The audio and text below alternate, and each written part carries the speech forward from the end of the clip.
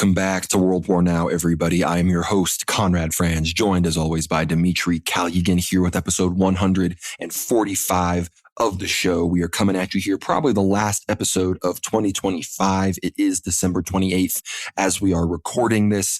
Zelensky is meeting with Donald Trump. Netanyahu is about to meet with Donald Trump the day after we are recording this. Massive announcements when it comes to Israel and Iran about to escalate. Huge things coming with Hezbollah. Israel has recognized Somaliland. So we're going to be discussing all of that and so much more. I want to wish everybody a Merry, Merry Christmas for those that celebrate on the new calendar. I know I had a fantastic celebration of the birth and incarnation of our Lord and Savior Jesus Christ with my family.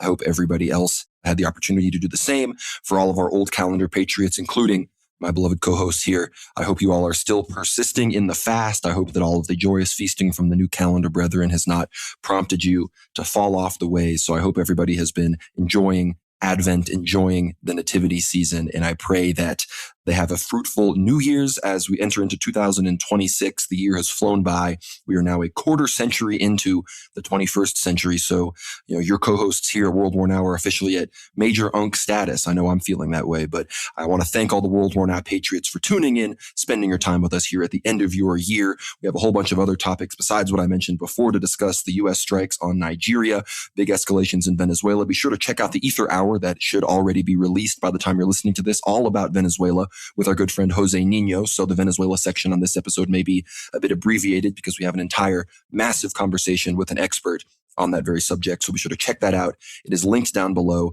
We've got major updates about Thailand and Cambodia, some Trump Epstein news as more and more bombshells have come out about that. And of course, the usual updates regarding church news and other things going on around the world from a World War III Orthodox prophetic perspective. So thank you again all so much for tuning in. Dimitri, how are you doing? Doing great, Conrad. And of course, there's a lot of tension taking place in the Middle East as we speak. Typically around Christmas time, since around World War I, there were always these discussions of ceasefires, peace talks, for end of the year celebrations, for the Nativity of Christ to be celebrated in a more peaceful setting, right? As people wrap up the end of the year. But since the beginning of the special military operation, at least recently in this century, we've noticed that even major feast days such as Easter and Christmas are completely bypassed, and ceasefires are not actually held to account. Warfare literally continues on through.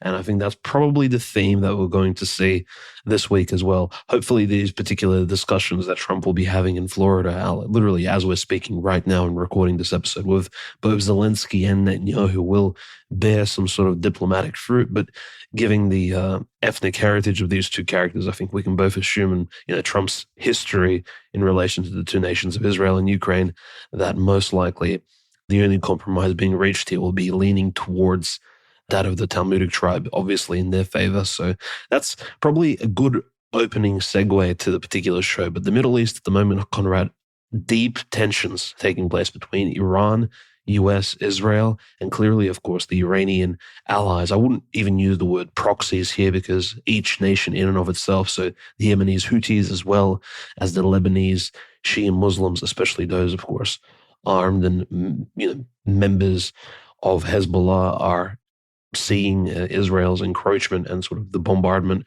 of their territories respectively as something that has been long in the works for a while. And this is, again, just a continuation on from Israel's genocide against the native Palestinians. So they see the West's continued pressure on Iran as just a way of moving a major player from the Middle Eastern scene completely off the chessboard, similar to what happened to Saddam Hussein, for all of his flaws in 2003. And I think that's basically the understanding of the Iranian elites as well. They completely understand that, look, it's been exactly 6.5 months since the 12-day war, and this was perhaps the biggest event of this year, politically speaking, if we're trying to wrap up 2025.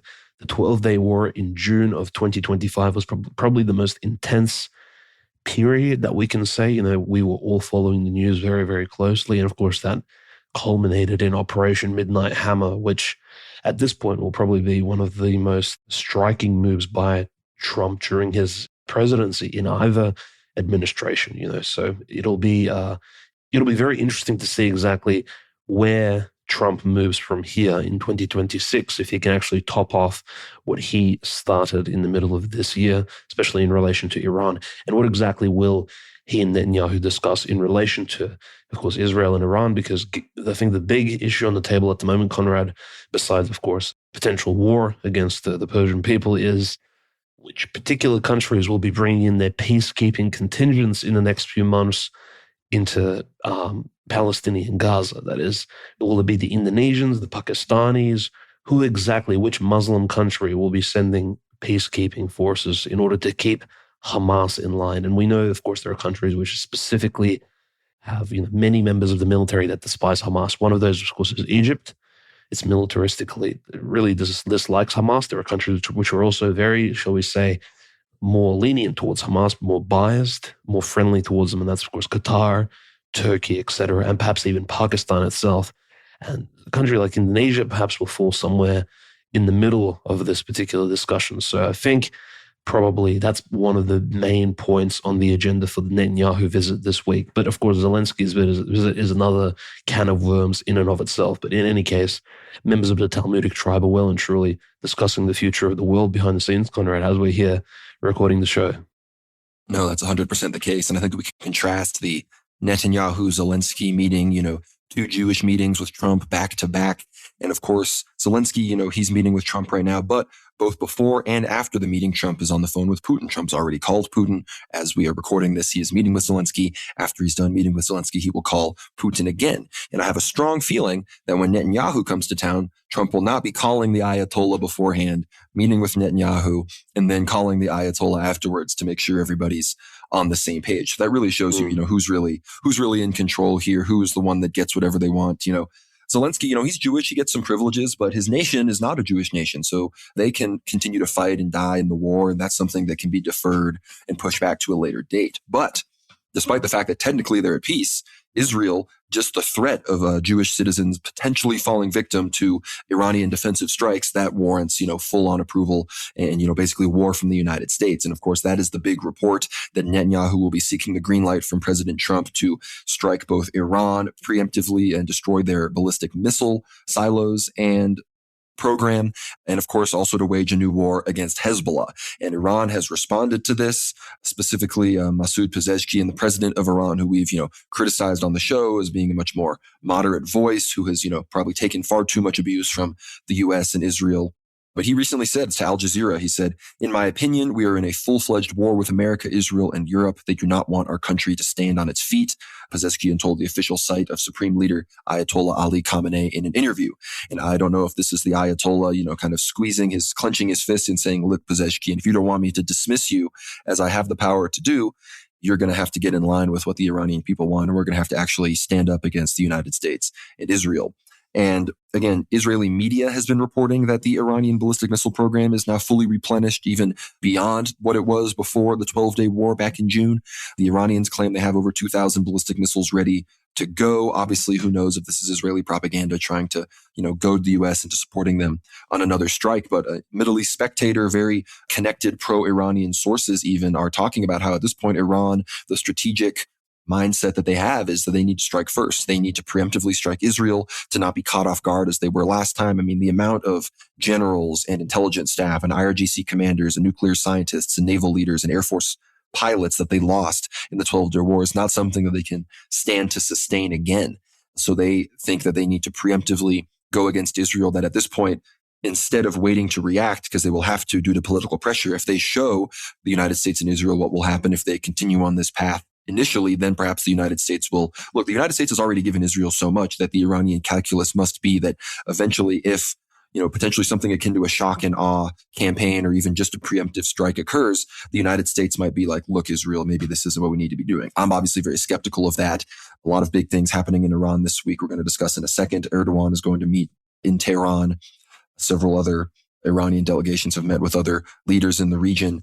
And again, not only has the potential for a preemptive Iranian strike increased, Jewish media has been reporting that Iran has informed Israel through a third party that if it initiates a wide-scale war with Hezbollah, Iran will directly enter the war. So Iran and Hezbollah seem to be on the same page here.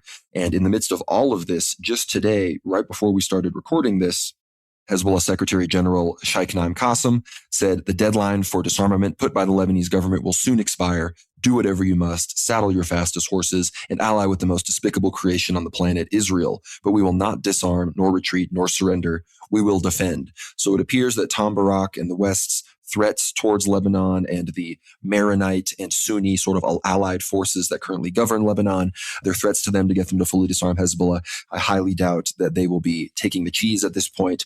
The Lebanese government is already complaining that the latest Israeli strikes in southern Lebanon, again, you spoke about ceasefires, Christmas truces, New Year's truces. How about just honoring the ceasefire that's been supposed to be ongoing for effectively a year now in Lebanon that Israel never honored? Apparently one of the supposed Hezbollah troops that was killed by Israel was not a Hezbollah soldier at all, just either a Lebanese forces troop or just a Lebanese civilian. So the Lebanese government continues to drift farther and farther away from, I think the public and even the cabinet officials are drifting farther and farther away from wanting to enact the American-Israeli vision of disarming Hezbollah and continuing to fight internal battles instead of uniting against the obvious enemy that continues to kill Lebanese civilians, annexes Lebanese territory, and wants to continue to surround them from Syria and all of these other places. So I think that's we chose to start this as the big story this week.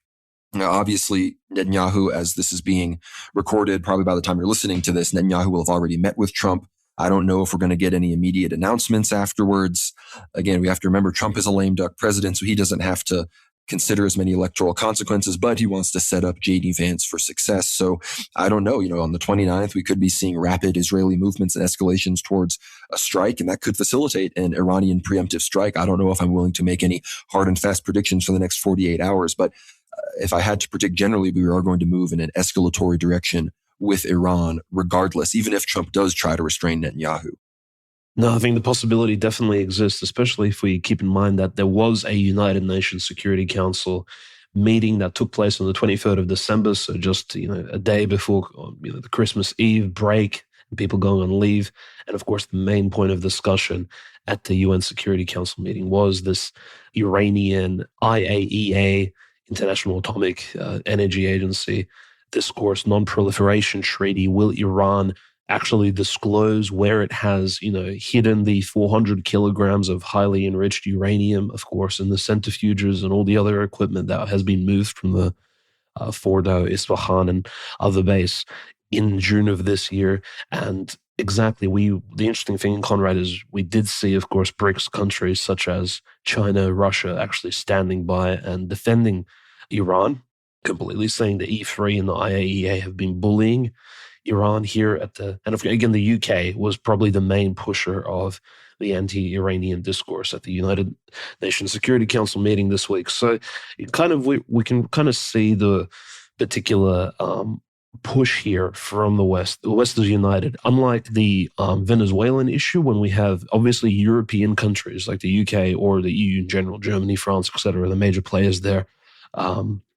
remaining silent on Venezuela. They're kind of allowing America to handle this in a Monroe Doctrine type of isolated fashion. The Iranian issue, no, the West is well and truly behind Israel's cause. We see this sort of united front, similar to, of course, the Ukrainian situation there. So we have to always understand this is a more serious situation, of course, in the Middle East. And yes, if there is discussion of preemptive strikes by Iran, even threats to do so, or if there are like public disclosures that, look, we are actually anticipating or planning to do anything of this sort, I think Iran does understand that they may see movements like massive, of course, migration, shall we say, of aircraft carriers, equipment, again, by the US, literally to the waters and the seas already adjacent to Persia and its interests in the Middle East. Literally, we will have a new June 2025 scenario where the US moves the entirety, the remainder of its navy, of course, that which is already located around Venezuela, I don't think will be going anywhere, but whatever the US can move, it will again try to blockade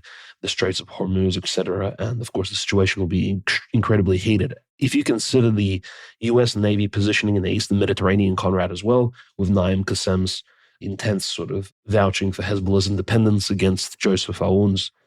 Well, Joseph Aoun's chief of military actually confirmed that the first phase of disarming Hezbollah is almost complete. So if you can vouch that, actually Lebanon is going to be this point of tension, the US Navy in the Eastern Mediterranean will be there to not just guarantee like a peaceful, shall we say, stand down between any tense confrontations, between Russians, Syrians, and the Turks in Latakia and Tartus. And we'll get to that in a moment because there are massive protests happening there on the west coast of Syria, and also to Hezbollah's actions against Israel. So the U.S. Navy there, the Air Force being present, will also defend Israel against Iran, will also be there presently to perhaps even bomb. So you'll have maybe American pilots in the air flying over Lebanon, over Beirut and other places alongside, of course, the Israeli Air Force bombing potentially Christians. I mean, that's not what we want to see in anywhere near Christmas or even January of 2026. That's not a proper way to start a fresh year, I think, especially if you consider that a good portion of the population of Lebanon is traditionally Christian. These are all traditionally very ancient Christian lands. And to have, of course, American and Jewish pilots jointly conducting operations there for causes which are, say, very distant from any sort of Christian moral understandings, I think would be an immense failure of geopolitical considerations by, I think the American Trump administration. So in any case, Conrad, I think Hezbollah is somewhat, from their own perspective, justified in sort of pushing back against Joseph Owen. But it also shows that this 2025 period, we did see like a whole slew of rounds of diplomacy, haven't we? We saw the Iranian diplomats traveling constantly to Lebanon, speaking to officially representatives of the Lebanese government, trying to, I think, deter them from following this U.S. Israeli-led disarmament plan south of the Litani River, and it doesn't look like it's actually panned out in a positive way in favor of Lebanon at the moment. And of course, its collaboration with Hezbollah in sort of securing sovereignty of the southern Lebanese district. So that's, I think, the unfortunate thing is that 2025 diplomacy really has taken a massive hit in world affairs, in particular in the Middle East. And I think the last curious comment I will add is that we do have Pakistan, almost balancing on two chairs. Always, they're supporting the Muslim world, whether it's Shia, whether it's Sunni, sometimes siding with the West when appropriate, sometimes siding with BRICS. Again, we know that Pakistan and China collaborate, but at the UN Security Council, very strongly siding with Iran, which I think is somewhat even of a positive move because they do share that sort of Balochistan, separatist issue as well, sort of on their borders, but also potentially if there is a future war and if we game plan it all out, this may in fact protect Iran's eastern flank, because at the moment I think Iran has obviously concerns that they may be surrounded, if not safe, of course, the northern borders being somewhat threatened by Azerbaijan as well and Armenia, who are now, of course, strongly in bed with Israel and the US. And that's been also determined in 2025 following the 12-day war as well. So we really see battle lines being drawn. And the real question is, where will countries in Central Asia, such as Kazakhstan, which has been really sort of as well collaborating with Western powers recently, where will they fall? And we understand the Caspian Sea will remain a safe zone for Iranian ships, for Iranian potentially, God forbid, refugee evacuation plans in case everything does go south. In any case, I think there is going to be a real potential for a reignition of the Israeli-Iranian conflict starting 2026 or somewhere in that first half of the year. I think it's effectively inevitable. I think February, we're going to talk later in the episode about Budanov, the Ukrainian intelligence director, talking about February 2026 is a key moment for potential ceasefire and end to the war in Ukraine. Well, that would be a perfect time for everyone to escalate against Iran. So we're going to be keeping a very close eye on it. Of course, the Iranian, as you said, Dimitri, not really proxies, but at this point, really allies are also facing, both pressure, but also having certain success. Again, Hezbollah does seem to have somewhat rearmed. Clearly, I think some people were, including us, were very black-pilled about the fate of Hezbollah after Nasrallah was assassinated, and it seemed that they had gone into a sort of a retreat mode. But, it seems they have rearmed. It seems that, Naim Qassem had been somewhat prepared for this reality, and they've been able to rearm themselves. Of course, the Yemeni Houthis are currently, not actually even the main focus right now of the conflict in Yemen, which is, one of the first times that's happened in many, many years. Right now, the Aden Independent Channel, a news source represented by the Southern Transitional Council, which is the UAE-backed separatist forces in Yemen. They confirmed that the Saudi Arabian forces carried out airstrikes against their positions in eastern Yemen. There's footage of massive airstrikes in the deserts outside of Ansarullah-controlled territory where the Saudis have begun a full-on assault. The Yemen civil war is now a Saudi versus UAE proxy war. The Saudi Arabians are now apparently discussing uniting with the Houthis, potentially forming a united Yemeni state again with Ansar Allah and with Saudi-backed forces, then pushing out the separatists, the Emirati and likely Israeli-backed forces that are trying to seize the oil-rich and energy-rich regions that border Oman over there in eastern Yemen. So that's a big update. Right now, as we are recording this podcast, the Saudi Arabian National Defense Council is holding an urgent meeting on Yemen. So again, by the time you're listening to this, we may see a much more massive deployment or air operation or, other movements from the Saudi Arabian forces, the kingdom there, against these UAE-backed forces who, again, it was a few episodes ago, 1 or 2 episodes ago, made that huge move in the Hadramut region.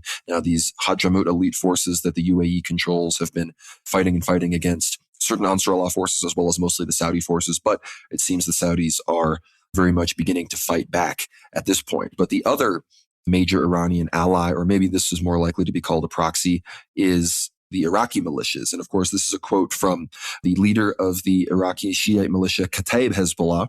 They, of course, have been being called to disarm. The U.S. is pressuring the Iraqi government to force the Shiite militias to disarm and fully integrate them into the current Sunni government's, command structure and whatnot. But they are, of course, refusing to do this. This is also coming among pressure from Iraq to recognize Israel. The quote here, it says, "As our esteemed scholars have pointed out, sovereignty, maintaining Iraq's security, and preventing external interventions in all their forms are prerequisites for discussing the monopoly of weapons by the state.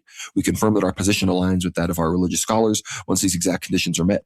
Resistance is our right, and our weapons will remain in the hands of the Mujahideen. Any discussion of an understanding with the government will only take place after the withdrawal of all occupation forces, NATO, and the Turkish army, and after ensuring the safety of our people and our holy sites from the threats of Jelani's terrorist gangs and the Kurdish Peshmerga."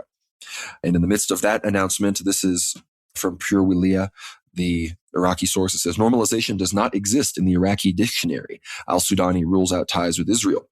As Prime Minister of Iraq, he has ruled out normalization with the Zionist entity as clerics and political leaders warn it is a crime under Iraqi law." The exact quote, "We in Iraq do not need normalization, and the word normalization does not exist in the Iraqi dictionary," Al-Sudani stated, delivering one of the clearest official rejections yet of the U.S.-backed regional normalization projects. So, of course, as you mentioned, Dimitri, Kazakhstan joined the Abraham Accords. There's all this talk of Azerbaijan joining the Abraham Accords, to which the Azeris responded, "We are confused by requests to joining the Abraham Accords because we already are effectively Israel's closest ally." I think that's basically what they said. So they were like, why do we need to join these random Abraham Accords? And I guess the idea is to probably just boost Jared Kushner's protocol and make his plans seem as if they are, working very, very, very smoothly. So that is the current status of everything going on in Lebanon and Yemen. Obviously, the Iranians are going to continue to fund and boost their axis of resistance in these parts of the world. Of course, Syria continues to kind of be the main contention point, dividing the Islamic world that would otherwise be united against Israel. Obviously, we're going to talk a little bit later in the episode in a second about Erdogan's visit to Tehran to try to convince the Iranians to recognize the al-Jawlani, al-Shura current Damascus regime. But of course, the major news in Syria is also about ISIS. The United States has renewed airstrikes against ISIS.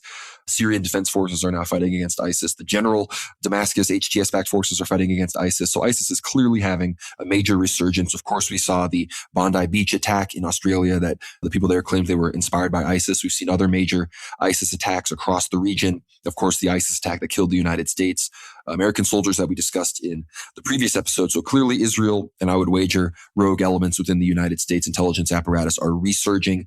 ISIS, of course, ISIS-K, a lot of people coming out of these Balochi, these other Khorasan, these other regions near Pakistan and bordering Iran that give Iran a lot of trouble. It makes a lot of sense. Of course, I reported probably over 2 years ago now that a source I know within CENTCOM told me that ISIS and ISIS-K is going to be sort of the big resurgence that facilitates major unrest and allowance for, expanded Israeli and American operations in the Middle East, which I think that's very much what we are seeing now. And that includes the American strikes in Nigeria that we're going to discuss in a second. But before we discuss Somaliland and Nigeria specifically, Dimitri, do you have anything to say about Lebanon, Iraq, Yemen, or Syria? Because right now, I think you earlier alluded to, there are these big protests in Latakia. The general security forces have now deployed live ammunition. So Syria continues to be a hotbed of unrest and disunity in the Islamic world. Be sure to check out our Ether Hour episode 2 weeks ago with Ava Bartlett, because she discusses a lot of things about Syria that a lot of people don't know about. So check that out. We'll probably have that one linked below too. But any thoughts, Dimitri, on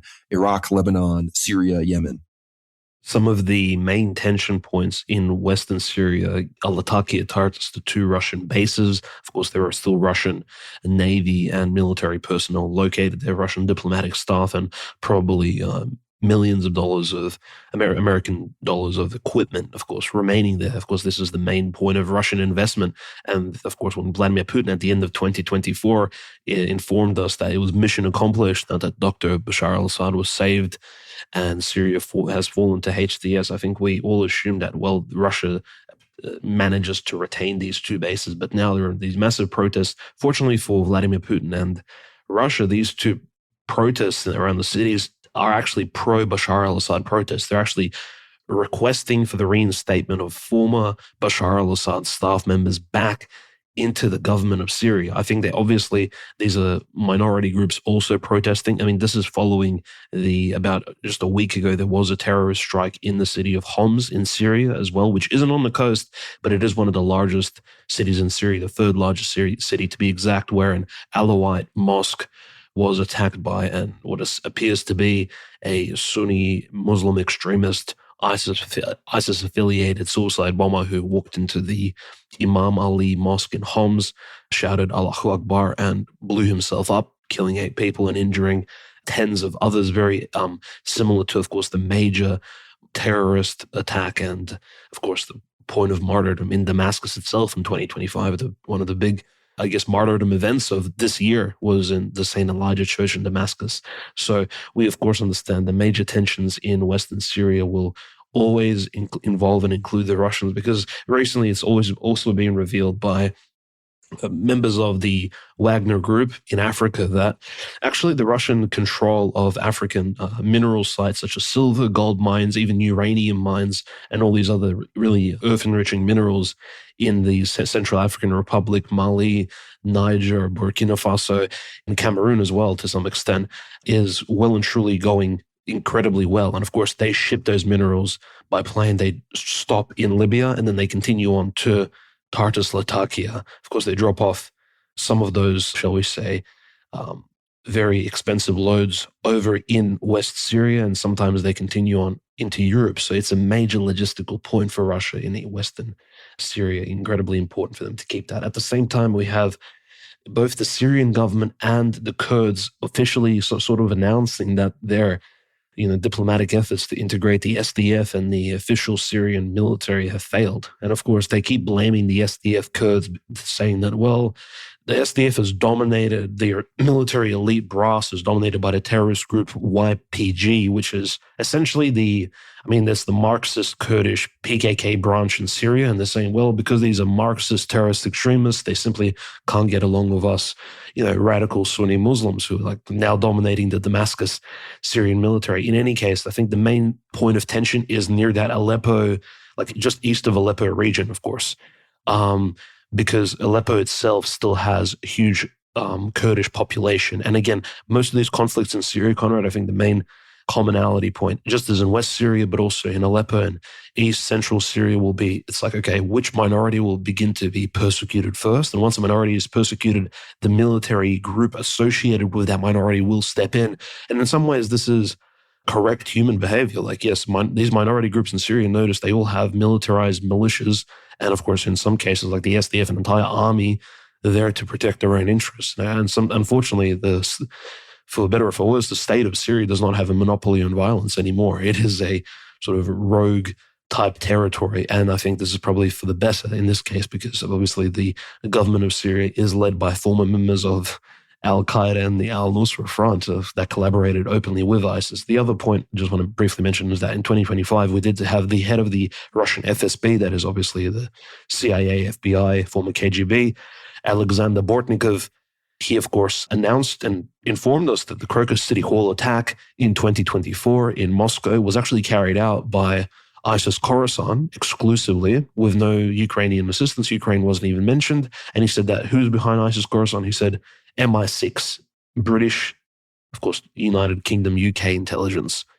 So it's very bizarre because, again, this contrasts, Bortnikov's statement contrasts with Vladimir Putin saying that he wants some sort of common European security guarantees and all these other things at his end-of-year press conference. But in any case, so Russia has literally blamed the UK and the Anglos for the ISIS Khorasan collaboration. So we do understand. So a lot of these terror groups do have, unfortunately, Western backers, at least even according to the Russian mainstream narrative. In any case, Conrad, it does seem like the Middle East well and truly isn't on any proper pathway towards peace. And yes, perhaps maybe the biggest achievement this year was the overall concession that almost every single country gave towards this Gaza peace plan. Sort of, if we can say correctly, it was a ceasefire which ended the rivers of blood that were flowing, of course, since the 7th of October, since, of course, the Hamas somehow breached the impenetrable Gaza stronghold defenses which Israel has set up all those years ago, which again is incredibly suspicious in and of itself. So fortunately for, I think, everybody in the Middle East and in Palestine, that particular bloodshed has halted to some extent. Yes, there are still bombings going on. There are still innocent Lebanese in particular and Palestinians dying on a weekly basis. However, at the moment, at the end of 2025, this is perhaps the only real peaceful situation that has been guaranteed by the Trump administration. And yes, Trump continues the same theme of, well, I'm the peace-loving president, but peace through strength, right? It is that Department of War logic with Pete Hegseth, and that's being carried out in Sokoto, Nigeria as well, where, of course, AFRICOM, right, the American command in Africa, which again covers a huge plot of territory. Now, notice again, these African countries, Conrad, they're literally, especially where Trump carried out this bombing over these new ISIS bases located in Sokoto, Nigeria. Now, if you don't know this, our dear listeners, Nigeria and Niger, like what is the difference? Well, Niger was always a French-dominated African colony in the north, and in the south, Nigeria is very British UK. So English is like their second language, whereas Niger is French. But in Nigeria, very interestingly, it is, you can say, a more, shall we say, Anglo-American country. It does have a large Christian population, and of course, it does have Islamic persecution against Christians, in particular in the northeastern districts, with one group called Boko Haram, which we've all probably heard about over the last few decades. Now, no country really has acted against Boko Haram in a unified fashion, Conrad, for the last, I would say, 2 decades. Literally, there's been hundreds of Christians killed every single year consistently, with the US not even lifting a finger, right? I mean, yes, there are always humanitarian efforts and people donating funds for Africa, but yes, there has never been an AFRICOM bombing operation, at least not in recent memory that I can recall, of Boko Haram bases in northeastern Nigeria. Now, suddenly, Conrad, just at the end of the year and on Christmas, actually, literally on Christmas Eve, I think, Trump bombs northwestern Nigeria as a surprise strike against not Boko Haram, but an ISIS-affiliated Islamist group in an entirely different location. People are very confused, including Nigerian geopolitical analysts. They're saying, look, yeah, there is an ISIS problem in the northwest, but like the northeast was this is the place where recent news stories have come out about the massacres and all these other things. I mean, the northeast is much closer to Sudan as well, where there's all kinds of crazy things taking place. And the northwest of Nigeria, that's where of course, there's a lot of Russian movements. There's obviously Mali, Niger, Burkina Faso, Sahel, the Sahel belt countries, more BRICS interests. So in some ways, you can almost say like the bombing was almost like a practice run. It's like, okay, we're going to fly over these territories and see how effective we are at bombing, shall we say, lands that are more adjacent towards the pro-Russian, pro-Chinese countries, right? Because China is also very heavily investing in these African, shall we say, U.S. alternate nations that, of course, are trying not to be as pro-Western as their African counterparts. So it is, I think, incredibly curious. And I'm not taking away anything from Trump's, shall we say, anti-Islamist rhetoric. I do agree that these Islamist terrorists, they do need to be stopped. And in fact, Russia's, I think, main failure in 2024 was actually allowing Islamic takeover of Syria. That's very clear. But we understand Trump meeting with al-Jawlani al-Sharai in the White House and all of these other things, Conrad, like the support for Christians over radical Sunni Muslims, I think is not a really serious discussion. There's always a silver lining to any sort of rhetorical as well as potentially even like physical assistance for Christians. If even, unfortunately, in the case of the Africans, the only assistance provided to them at the moment is American planes dropping bombs over, ISIS bases. Well, we're hoping that Trump at least bombed, I think, ISIS affiliates there in the northwest and not any other groups. But I guess we'll find out in the next few weeks when more comes out about this Nigeria situation. No, I think that's a good brief summary. Again, it's not an extensive campaign, but we are seeing these. Again, these are the group people have known about forever. I mean, it's been like over a decade since we used to hear the huge reports from Nigeria and Kenya and these other places about Boko Haram. They'd go to these girls' schools, they'd kidnap all the girls, they like rape them, kill half of them. It'd become this whole thing. There'd be like a standoff with international forces trying to figure all of this out. So that's what's currently happening. But again, the idea that suddenly something changed dramatically on the ground to necessitate these strikes, that's completely ridiculous. Obviously, Christians are suffering there. There are worse things perhaps the military could be doing, but we need to continue to ask why exactly is this happening now? Because we continue to see the Tuareg rebels, other major Islamist and tribal groups in the Sahel region of Africa, of which northern Nigeria borders. They continue to be successful against Russian-backed forces, against these juntas in Burkina Faso, Mali, Niger. These places barely even control 40-50% of their claimed landmass in this part of the world. So I'm wondering if, again, Israel and perhaps Western forces threatened by Russian expansion and other things are making sure to facilitate these sorts of sort of peripheral conflicts to what else is going on in the Middle East and where it, of course, connects to Africa. And you did mention Gaza, Dimitri, which, again, we're about to discuss Israel's recognition of Somaliland. But despite the Gaza ceasefire kind of holding at least a little bit better than the Lebanon ceasefire, we have new announcements from Israel Katz. This is from Dave DeCamp at antiwar.com. It says Israel Defense Minister Israel Katz vowed on Tuesday that the Israeli military will never leave all of Gaza and will eventually establish settlements in the northern part of the Strip. We are deep inside Gaza and will never leave all of Gaza. This will not happen. We are here to defend and to prevent what happened, Katz said during an event in the Israeli-occupied West Bank. With God's help, when the time comes, also in northern Gaza, we will establish Nahal pioneer groups in place of the settlements that were evacuated, Katz added, referring to an IDF program that establishes communities for Israeli soldiers. We'll do it in the right way at the appropriate time. Katz also vowed that Israel will not withdraw 1 millimeter from Syria, referring to the territory it has captured in southwest Syria since the fall of former Syrian President Bashar al-Assad. After his remarks sparked backlash, Katz appeared to walk back the comments on settlements. The government has no intention of establishing settlements in the Gaza Strip, his office said in a statement, though it added that he made the comments in a security context, suggesting it wasn't a complete walkback about what he said about establishing military communities. So he's like, this correction and comment is a security context. So I'm basically saying something, I'm lying to you so that it doesn't jeopardize the stability of this genocidal Jew regime that we've got going on here. An unnamed U.S. official criticized Katz's comment, saying that he was provoking the Arab world. The more Israel provokes, the less the Arab countries want to work with them. That's very obvious. But again, the big news this week, the big headline about Israel and everything is right here. We've got it from Reuters. Israel becomes first country to formally recognize Somaliland as an independent state. It says right, it's on December 26, Israel became the first country to formally recognize the self-declared Republic of Somaliland as an independent and sovereign state on Friday, a decision that could reshape regional dynamics and test Somalia's long-standing opposition to secession. Prime Minister Benjamin Netanyahu said Israel would seek immediate cooperation with Somaliland in agriculture, health, technology, and the economy. In a statement, he congratulated Somaliland's president, Abdirahman Mohamed Abdullahi, praised his leadership and invited him to visit Israel. Netanyahu said the declaration is in the spirit of the Abraham Accords signed at the initiative of President Trump. The 2020 Accords were brokered by U.S. President Donald Trump, formalizing diplomatic relations with the UAE and Bahrain, with other countries joining later.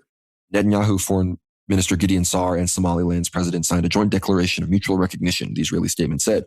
Abdullahi said in a statement that Somaliland would join the Abraham Accords, calling a step toward regional and global peace. He said Somaliland was committed to building partnerships, boosting mutual prosperity, and promoting stability across the Middle East and Africa. But Somalia's government condemned Israel's move as an unlawful step and a deliberate attack on its sovereignty, rejecting any recognition of Somaliland, according to a statement from the Prime Minister's office. And of course, Qatar, Saudi Arabia, effectively every country in the Middle East. I think the UAE might have said something. I can't remember. I'll look it up here in a second. But effectively the entire Islamic world, Indonesia, Pakistan, all these places disavowed this. They said they stood by Somalia's territorial integrity. Of course, Turkey for a very long time has been sort of a guarantor of Somalia's territorial integrity. Their Navy ships are off the coast of Somalia. They've policed piracy. They have sort of helped maintain some semblance of order in Somalia, despite the fact that Donald Trump has bombed that failed state more than any other U.S. president in history. That's right. The U.S. regularly bombs Somalia. You just don't hear about it because bombing Somalia doesn't really matter because the country is already bombed. It's almost like Gaza in a lot of parts of Somalia. So it's not like it's some peaceful country that's under war. It's a full-on tribal war zone that has, Mogadishu has never controlled all of the country, which is why it's so easy for Somaliland to declare independence, because the Mogadishu central state has no ability to control Somaliland. Somaliland is much more prosperous, much more peaceful. than the rest of Somalia. They've managed to rid themselves largely of the Islamic terror problem. And they are strategically situated right near the Red Sea right there, where, again, this is extremely important, critical area for so many different players. We've talked about Ethiopia and Eritrea there. We've obviously talked about Yemen extensively on the show, Saudi Arabia, the United States, and trying to deter Sudan from giving Russia a base on the Red Sea there. And of course, just after the announcement of this Somaliland recognition, Saudi Arabia said that their relations with Israel have now reached a low point, and the idea that they would somehow normalize through the Abraham Accords is almost completely off the table. So between the situation in Yemen and the situation now in Somaliland on the Red Sea, Saudi Arabia is feeling very, very threatened. They realize now that riding Israel as this tiger to dethrone Iran as the regional superpower and hegemon is not going to succeed with them becoming the regional Islamic world superpower. They're simply also going to be sidelined, and their Wahhabism nonsense was just used as usual as a golem by Jewish Zionists, Israeli nationalists, and the Jewish supremacists that completely control the world that we currently live in. So Somaliland, again, I don't know if anybody else is going to follow suit and recognize it. We've been discussing potential Israeli recognition of Somaliland, I believe, 2 years ago on the show. Dimitri, you and I were predicting that this was going to happen fairly soon. So obviously, again, Turkey is going to radically stand against this as Turkish relations with Israel continue to deteriorate. Next, we're obviously going to talk about this Greek Cypriot Israel alliance that has emerged at the same time as the Somaliland recognition. But tying this all into Gaza, of course, the main country that the United States seems willing still to allow or to propose sending forces into Gaza, peacekeeping forces, is Turkey, who Israel strongly rejects. Israel would probably be happier having Fatah agents running things in Gaza than they would Turkish troops, because of course they know Turkish troops are sympathetic towards Hamas. They're sympathetic towards the Muslim Brotherhood. Hamas officials and leaders live safely and reside in Turkey. So the idea that Turkish troops would be there ostensibly with the goal to prevent another uprising of Hamas, Israel knows that that might not fly, and they would probably view Turkish soldiers as collaborationists and people that would help renew Palestinian resistance infrastructure to wage war against Israel in the future. So that is the situation there. But I'm wondering if you have any thoughts on Somaliland, its recognition, Dimitri, generally what's going on in the Red Sea, Saudi Arabia, how that relates. Because, Saudi Arabia, they're working on a civilian nuclear energy program as well now, I believe, with the approval of the United States. So big things coming out of the Horn of Africa. So do you have any thoughts on that before we discuss this Israeli-Greek Cypriot alliance? Yeah, I think Saudi Arabia really is playing a similar act to Pakistan at the moment. So you can kind of see two scenarios opening up. If there is a full-on war against Iran, clearly Saudi Arabia will be siding with Israel and America. We have to not have sort of two views on this. At the same time, Saudi Arabia will follow suit after Israel and America if there is this more peaceful approach towards Iranian normalization. If, again, there'll be this soft power, Cold Wars type of approach towards the Iranian regime, essentially allowing the Iranian people to, so to speak, democratically overthrow their own government and for no 12-day war style military intervention to be enacted upon Iran proper itself. And so Saudi Arabia will then benefit from all these diplomatic connections that it continues to retain with Iran over the Persian Gulf. And we have seen collaborations, we've seen visits, we've seen a cancelled, albeit almost close to fulfilled, a naval operation that Saudi Arabia was going to have with Iran, like a training exercise of some sort. So Saudi Arabia has actually reached out via an olive branch, and clearly there is still that. I mean, the main point naturally is the spiritual aspect of it, which is the Hajj, the once in a lifetime visits that Shia Muslims do still need to have to, of course, Mecca, and obviously visiting these holy Islamic places. Again, there's been all kinds of issues with that throughout the century, shall we say, when Shia and Sunni Muslims have been at war. But in any case, I think at the moment, Saudi Arabia is just trying to balance between all these major superpowers. At the same time, the Arab, shall we say, need for independence. Keep in mind, of course, when we say Arabs, it's always like the Anglo-Americans are standing well and truly behind the Gulf states. Like everything from Eric Prince training the UAE Navy, right, earlier this year and in previous years building up to 2025, to St. John Philby, to Lawrence of Arabia, and all these other characters, essentially allowing the Arabs to revolt against the Turks in the first place. This is another aspect of it all. So yes, Erdogan will be pushing further south, expanding Turkish influence and westwards, as we'll later find out, obviously in the Balkans and countries like obviously Albania, Bosnia, and the non-country state that is, of course, Kosovo, right? The illegal state. That is, again, Turkey trying to impose itself on its former vassalates and fiefdoms in Europe.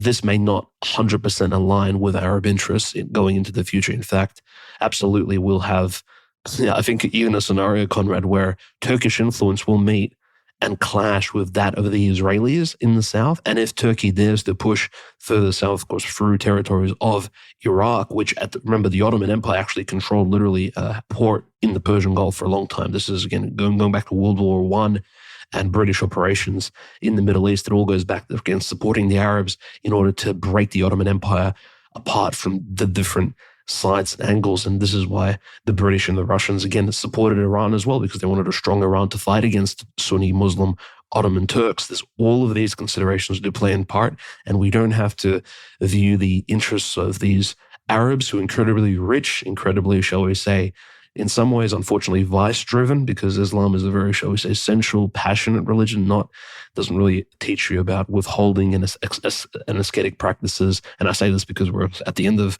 nativity fast here, and well and truly, I'm a little bit over it at this point. The fast has been very hard, but in Islam, they don't have that sort of asceticism, and we see that in the behavior of the Gulf state leaders and their elites, aristocrats, etc., culturally speaking, in the world. And they really don't want the status quo to change. I think the Gulf states have experienced such a growth of wealth in the last 60, 80 years, Conrad, that they've never experienced since probably the time of the Rashidun caliphs, right? This is, the golden age of Arabism, literally in the 21st century here. They're building cubes, they're building like these technological walls. They're ready to install the Elon Musk chips into their brain. The Arabs are loving it. They don't want the Turks to ruin this and bring this back to some sort of 18th century Turkic-dominated Islam. Again, they don't want Turkey to dominate Mecca and Medina. So we have to just keep in mind there are even local interests and local oligarchates, these little, shall we say, respective Herods fighting against one another in the globalist controlled, unfortunately, satanic and inverted version of the Roman Empire with all its little provinces. This is the unipolar world which we find ourselves in. And clearly the future capital of that is, of course, Talmudic Jerusalem, held there with Tel Aviv to the west, of course, Gush Dan, and naturally Israel's this new coalition that they're building in the Eastern Mediterranean. This is like the future theater of war.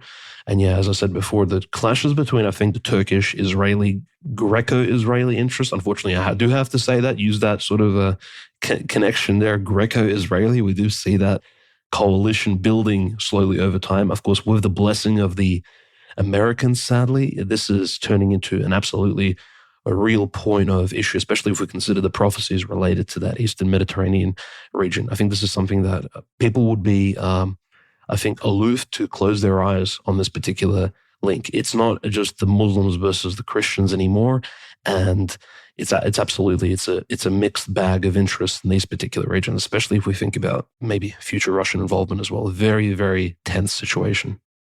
No, 100%. And of course, the Russia, Turkey, Israel, like how those two countries in particular relate to Israel and NATO is going to be the key to how I believe the prophecies are going to unfold, I think, in a more positive or potentially more distressing, negative, chaotic direction. And here we mentioned that meeting was going on. Of course, this is a Saudi royal source talking to Israeli Channel 12 about Saudi and Israeli relations. They said Israel's recognition of Somaliland distances it from normalization with Riyadh and increases its isolation from the region. How will Netanyahu feel when Saudi Arabia supports Palestinian liberation movements in the West Bank and Gaza and Lebanese liberation movements in southern Lebanon? Will he consider this a declaration of war?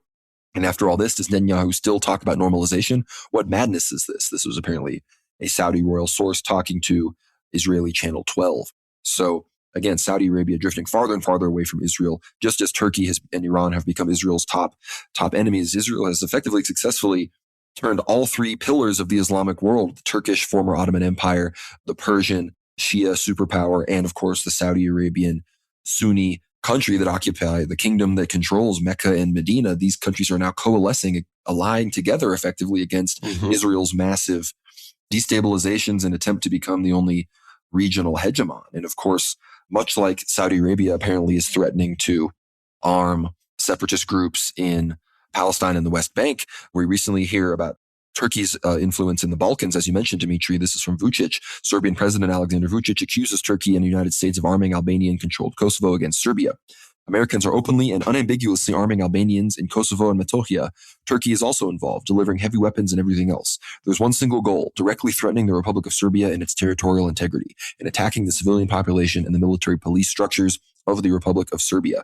So much like Israel continues to fund and support all these separatists across parts of the world that Saudi Arabia, Turkey, and Iran obviously seek to have influence. It's the Islamic world. It's their backyard.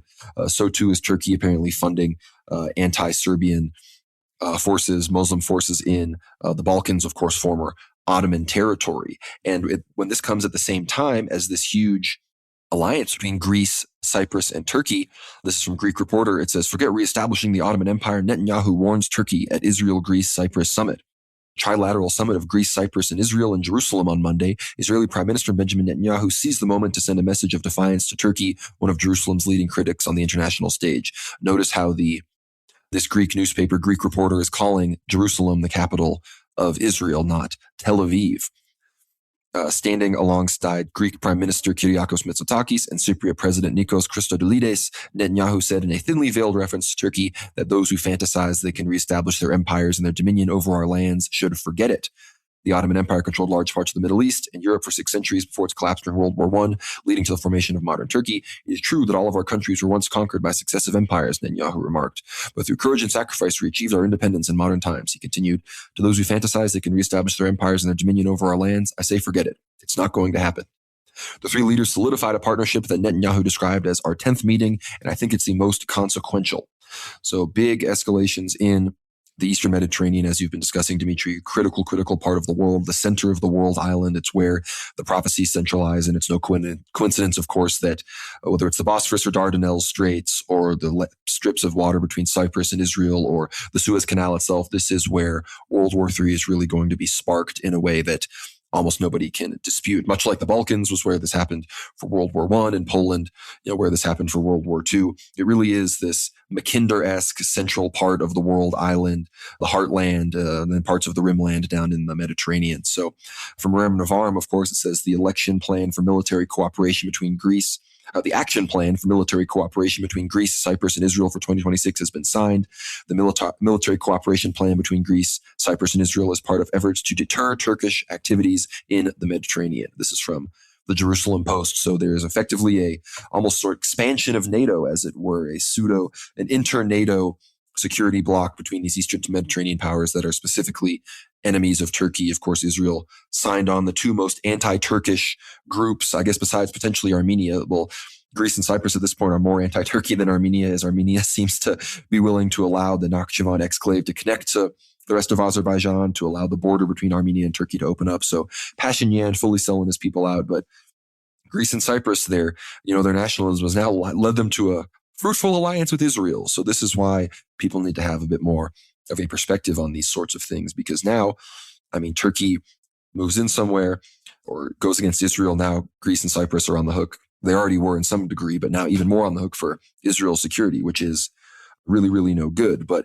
in the midst of all of this, the question now becomes, what is to come of the prophecies? Will these prophecies result in Russia potentially? You see this alliance, these two Orthodox countries allying with Israel. What if we imagine a scenario where potentially Russia joins up with this? Because Serbia is effectively already a fourth member of this little alliance. Serbia and Israel have extensively close connections. Milorad Dodik, a big hero of ours on the show, regularly collaborates with Israel to give him and his effectively separatist country that he runs legitimacy on the world stage by cozying up to world Jewry and Israel. Again, it's, much like Israel, I believe, does not recognize Kosovo in solidarity with Serbia. Obviously, Serbia and these countries are not going to recognize Palestine. It's this sort of anti-separatist thing that, sometimes goes against, but largely does help Jewish interests and Israeli interests. But thinking of a scenario where, Turkish influence continues to grow in the Balkans, Serbia is threatened from Albania and Kosovo, Russia continues to help Serbia in that regard, Turkey continues to threaten Israel, grows closer and closer with Iran and Saudi Arabia, and then Russia cleaves away from Iran. Potentially China takes a step back entirely, and Russia allies with Israel, Greece, Cyprus, Serbia, and ultimately United States against a resurgent Islamic world, and an alliance, as we've been discussing, between Erdogan, Khamenei and the Iranians and the kingdom down in Saudi Arabia with bin Salman. That would be a very crazy reality. I still personally believe that ultimately on a long enough time frame here as things develop, Erdogan will fall, Turkey will experience dramatic regime change, Ekrem İmamoğlu or some other Kemalist will come to power, and this will totally shatter this Islamic alliance. Potentially the Saudis and the Iranians will somehow end up growing closer, or the Saudis will fade somewhat into obscurity, but the Turks will ultimately, I believe, as their second largest NATO army that they have, the United States will use them against Russia, against Iran, and against a lot of these other forces in the region. And ultimately, Turkey will go from Israel's growing worst enemy in the region ultimately to a big golem that their true golem, the United States, can control on their behalf. But speaking of the upcoming meeting between Erdogan and the Iranians, this is from Middle East Spectator. It says, during Erdogan's upcoming visit to Tehran, he will try to convince Iran's supreme leader to establish ties with the new Syrian government. In exchange, Turkey would deploy radars inside Syrian territory that would allow Iran to detect Israeli attacks early. Such radars already existed, but were destroyed by Israel following the fall of Bashar al-Assad. Israel recently signed strategic cooperation agreements with Cyprus and Greece, two of Turkey's major enemies. Turkey increasingly sees this bloc as a future threat. Iranian leadership is split on the Syria issue. Some prefer pragmatism and support restoring relations for strategic reasons. Others say diplomatic ties with the Jilani regime cannot be justified due to its past. Another major issue is Turkey's support for Azerbaijan, which has been complicit in Israeli attacks on Iranian territory during the 12-day war. Some Iranian politicians say Turkey should tell its smaller brother to behave. So again, this is a very fascinating development. This visit could either dramatically strengthen Islamic unity in the Middle East, bringing the Sunni Turks closer with the Shia Persians and calming things down in Syria, potentially even leading to strengthening of Hezbollah and other groups in Lebanon as the Islamic intra fighting would go down. But at the same time, this could backfire and there could be renewed hostilities between the two groups. Obviously, I believe the Kurds are a problem for both Turkey and Iran at this point. So I think that could be a point of unity between them. Obviously, Iraq, though, which is much closer to Iran than Turkey right now, has a huge problem with the Turkish forces that are in certain parts of Iraq countering Kurdish Peshmerga. So very, very fascinating developments in the region. I want to hear whatever final thoughts you have on Turkey's influence in the region, Dimitri, plus the relations with Iran and how this is going to affect the prophecies when we really start seeing this fighting in Syria, in the Caucasus, all the way down to Mount Tabor, in Turkey itself, and in the Balkans when these things really kick off, as St. Paisios, St. Porphyrios, St. Cosmas, many Russian saints and others have prophesied before we ultimately discuss some of these Russian drones that Turkey has shot down. No, I think Erdogan and the Turkish military elites behind him, of course, there's a huge military faction in Turkey that, mind you, throughout the entire late 20th century, there have been this slew of, shall we say, mini regime changes like coups from the top going on in Turkey. Turkish politics has been very destabilized before Erdogan came to power in the late 20th century. And you do have the Turkish military playing an immense role. Similar to how in Egypt, the Egyptian military plays a huge role in order to sort of orchestrate governance change. In Turkey, unfortunately, that is the case. And yes, what do military men benefit from? They are the beneficiaries of successful expansions, of course, whether it be via soft power or hard militaristic power operations that Turkey naturally will be carrying out in the near future through its allies, proxies, and sometimes even directly, like we see in North Syria, and God forbid, in places like Cyprus, in Greece and in the Balkans as well, under probably some sort of Turkish ops we've seen potentially in places, for example, like Kosovo during the tensions over the last 2 years. And this is, I think, what the Serbian president, Alexander Vučić, as well, Conrad, has been alluding to. Vučić has been an interesting player in this entire East Mediterranean scheme, because clearly Serbia it's a landlocked country, right? Unfortunately, in the Eastern Mediterranean, doesn't have really access because of Croatia to the Adriatic and the greater Mediterranean Sea. However, who Serbia sides with has been really balanced depending on, of course, Turkish support for countries like Albania, for Kosovo. We've even seen, of course, unfortunately, Serbian elites sometimes even speak out in favor of Israel, in fact. And in fact, if we were to even look at who Serbia's side was, it the Palestinians or was it the Israelis, I think on the pendulum, it would most likely swing towards the Israelis, only because of that hardcore sort of anti-Islamism, which of course the Serbians developed over hundreds of years of not just slavery, but intense warfare on the borders of Christendom against an ever-expanding Islam coming down from the southeastern regions of the Middle East towards Europe. Of course, the Serbians have been holding the gates for a long time. And so I think Erdogan, again, pushing in his interests literally in every single direction, including that of the Black Sea, is a really interesting sort of discussion there, Conrad, that I think we will continue to analyze to the fullest extent. And yes, Turkish interests literally expand into Central Asia as well, where we, of course, discuss that Turanian belt, of course, the Turkic peoples, and the hyper-emphasis on the fact that, the Islamic world hasn't been united since the death and the overthrowing of the last caliph in the early 20th century. So somebody really does need to take up the reins, and it cannot be these debaucherous Arabs of the Gulf states. It needs to be, again, a strong Turkish man needs to hold the reins, and hold the wheel of this car and drive it forward somewhere. But we do understand there are always powers behind this. Even the Ottoman Empire back in the day was supported by various other forces, be it the British Empire. Even the French Catholic crown, unfortunately, also collaborated with Turkey back in the day. Genoa, Venice, they've all dealt with Turkey in one way or another.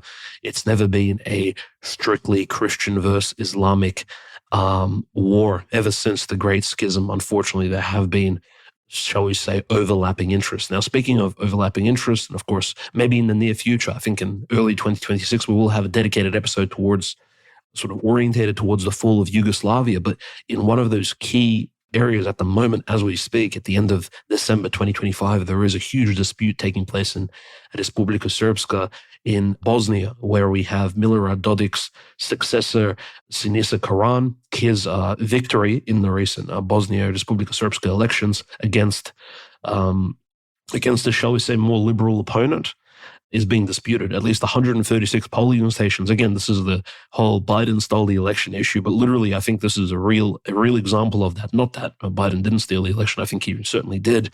And there's a Dominion voting polls, but even more so in the Balkans. I think we can imagine Yugoslavia not necessarily being the first world economically speaking.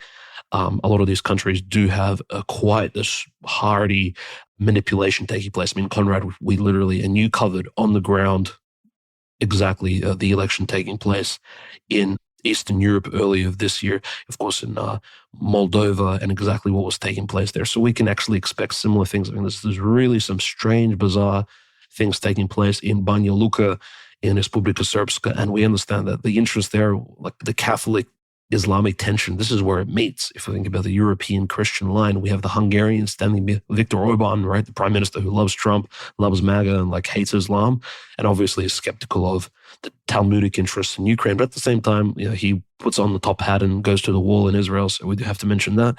He, of course, stands behind Milorad Dodik.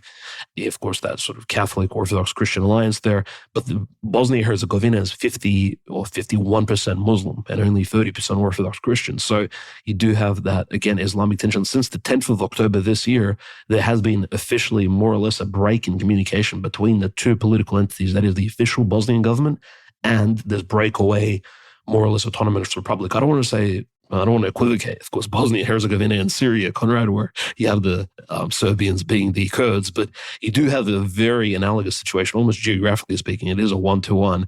And yes, it does appear that, a lot of the time, history doesn't repeat itself, but it does rhyme. And it is this real poetry in motion. We can clearly see this. And I think that's because there is obviously a spiritual realm and things are reflected in eternity here, but we do have, of course, huge electoral tensions in Bosnia-Herzegovina. It'll be interesting to see exactly what happens because, again, Sinisa Karan was only winning with 50.4% of the vote, and Branko Balnusa won, I think, with 48.2%. Now they're going to, of course, recount a lot of the votes. There's hundreds of thousands of votes that apparently didn't go in a certain direction, and absolute huge tension there. And yes, I mean, naturally, we all have to view the Balkans, Conrad, and Turkish interest there, exactly where will they fall, and also what will Alexander Vucic, especially his recent comments, mind you, he's made some huge statements such as, well, Serbia's building huge drone facilities. Whenever that brings obviously red flags to mind from a European NATO perspective, because who's been the expert at building drone factories and facilities? Iran, right? It's like, okay, whoa, Vucic, Iran, the drone factory in Kazan, for example, building Iranian drones? Can Russia, for example, sell Iranian drones or schematics for them to the Serbs, the Orthodox Christian, spiritual, and maybe geopolitical, future allies in the southeast of Europe? I mean, these are really interesting scenarios going into the near future. And yes, who knows what kind of rhetoric the EU and NATO will be using to demonize Serbia in the near future. All of this, of course, Conrad, is taking place with these continuous drone sightings, and actually Turkish Air Force and, of course, air defense taking down these Russian drones. Mind you, these drones are, I believe, reconnaissance drones. These are clearly, they don't have any explosives attached to them. A lot of them do have like Russian Red Army stars on them. So clearly there is some sort of identification. Not that, of course, Ukrainians also have red stars on their equipment, especially of Soviet grade, but drones are not Soviet equipment. So we do have to keep in mind there may be a potential psyop going on. However, the Russians 100% are scouting in the north, maybe not the northwest of Turkey per se, but they are scouting that western bank of the Black Sea for Ukrainian ship movements, because we understand the largest ship in the Ukrainian Navy, I think it was the 28th of August of this year, was destroyed by Russia in the Danube River Delta on the west, of course, the west coast of the Black Sea. It was hiding there in Romania in the Danube River. Of course, this is a reconnaissance frigate called Simferopol, which the Russians, first they scouted it out and they sent in a submarine drone and smashed it into this Simferopol ship, of course, downing and destroying the last remaining ship in the entire Ukrainian Navy, it seems, which of course was a huge move. And yes, we can finally say, Conrad, that 2025 saw the end of the Ukrainian Navy as we know it. Of course, that glorious 35-year-old Navy that hasn't really lasted very long, but it's been completely sunk by Russia. And yes, so you have to imagine, what are these drones scouting out? Are they pressuring Turkey? I think in some cases they're most likely preemptive drones, of course, not just scouting Ukrainian ships and operations, tactical movements, but also defending Russian fertilizer, grain shipments, and some of those Odessa ports, Nikolaev ports. I think the Russians are not only just like physically like counting the ships, but also looking out for any operations in the Black Sea. I mean, this entire region is incredibly dense. Back in the day during World War I, it would take you exactly 24 hours to have a ship from Istanbul, Constantinople, sail all the way to Sevastopol, right? So it takes a day to go from north to south across the Black Sea. These days, with modern ship technology, probably 10, 12 hours. It's not that long of a journey. Maybe even shorter, frankly. I'm not even 100% updated on the speed of modern day ships. So as you can imagine, it's not that large of a body of water, and it can be controlled very easily, especially from the air. So this sort of aerial superiority over the northwestern portion of the Black Sea will inherently, I think, affect the Turks. And Erdogan, this is such a slippery character, Conrad, not just his visit to Iran, but all these other diplomatic moves that he's been making throughout 2025. And his, shall we say, I would say lack of condemnation of the 12-day war as well, incredibly concerning. And his continued move, like we did see in May of this year, this push towards, the Ankara, the Istanbul meeting, Medinsky, Umerov, they're going to meet up, Ukraine and Russia are going to heal their wounds. All of this amounted to naught, but still not without, clear attempts by Erdogan and his foreign minister in order to solidify peace in the Eastern European world. This is clearly just pointing towards an ever-expanding Turkish interest, not just in the Balkans, but I think all of Eastern Europe, generally speaking. But we have to understand this is an emerging power, and probably, I would say, the most successful one, because if we can look at any other power in that Middle Eastern region, Conrad, it is Turkey that has its finger in literally every single plate that's on the table. Unfortunately, at the moment, there is a huge cross-contamination of Turkish interests almost in every single aspect. Every country has something to do with Turkey at the moment, and Russia is building them, of course, under the blessing of Israel. The Russian former head of the Rosatom is building a nuclear reactor down there in the east coast, on the northeast coast of Turkey, where Turkey meets with Mediterranean Sea and next to the ancient city of Antioch. So the Russians are also contributing to the future growth of Turkey. We also sort of saw this big move in 2025. This is incredibly concerning, I think, for one reason, and that's because in the future, Conrad, there will be a future clash. Sadly, I think it's been building up towards this. And yes, past conflicts have not resolved the Christian Islamic tension, especially over a lot of these holy sites in ancient Anatolia and Greece, and all these borders drawn, especially Cyprus being the best example. These are not permanent establishments. These are all temporary placeholders, in some ways just older versions of this now yellow line drawn for Palestinian Gaza. And yes, eventually they will also collapse. We all understand this. This is not a warmongering sort of comment. It's simply a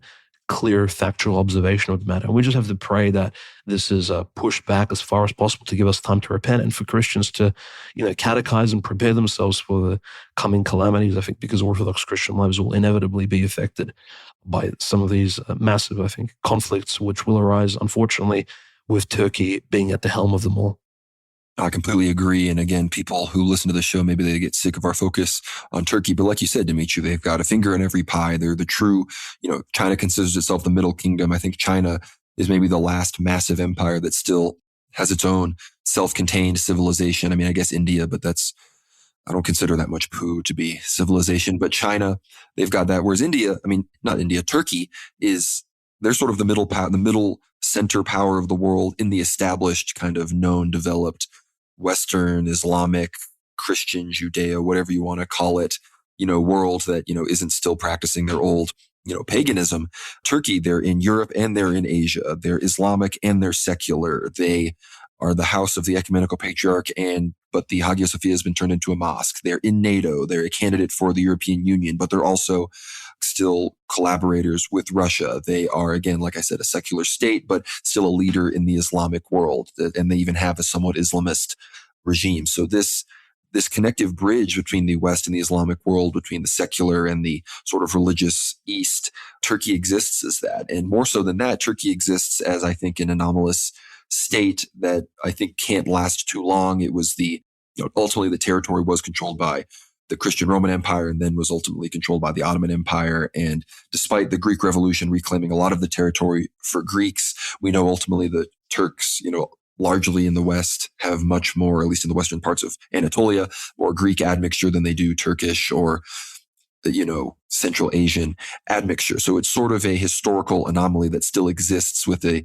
sort of weird secular Islamist veneer clamping down on the historic Christianity that I think is going to resurge in the region as something akin to a new Christian Roman Empire as Russia and Greece and these places sort of revamp their orthodoxy as the prophecies say. I think that's why Turkey is so critical. And the inevitable Russo-Turkish clash is something that it's going to be the most, if it happens in our lifetime or the next generation, it's going to be the most momentous thing that anybody, I think, at that time is going to experience, which is why we report on news like these drones. Of course, here from Reuters, it says that Turkey said on Friday it had found a Russian origin Orlan 10 unmanned aerial vehicle in the northwestern city of Kocaeli.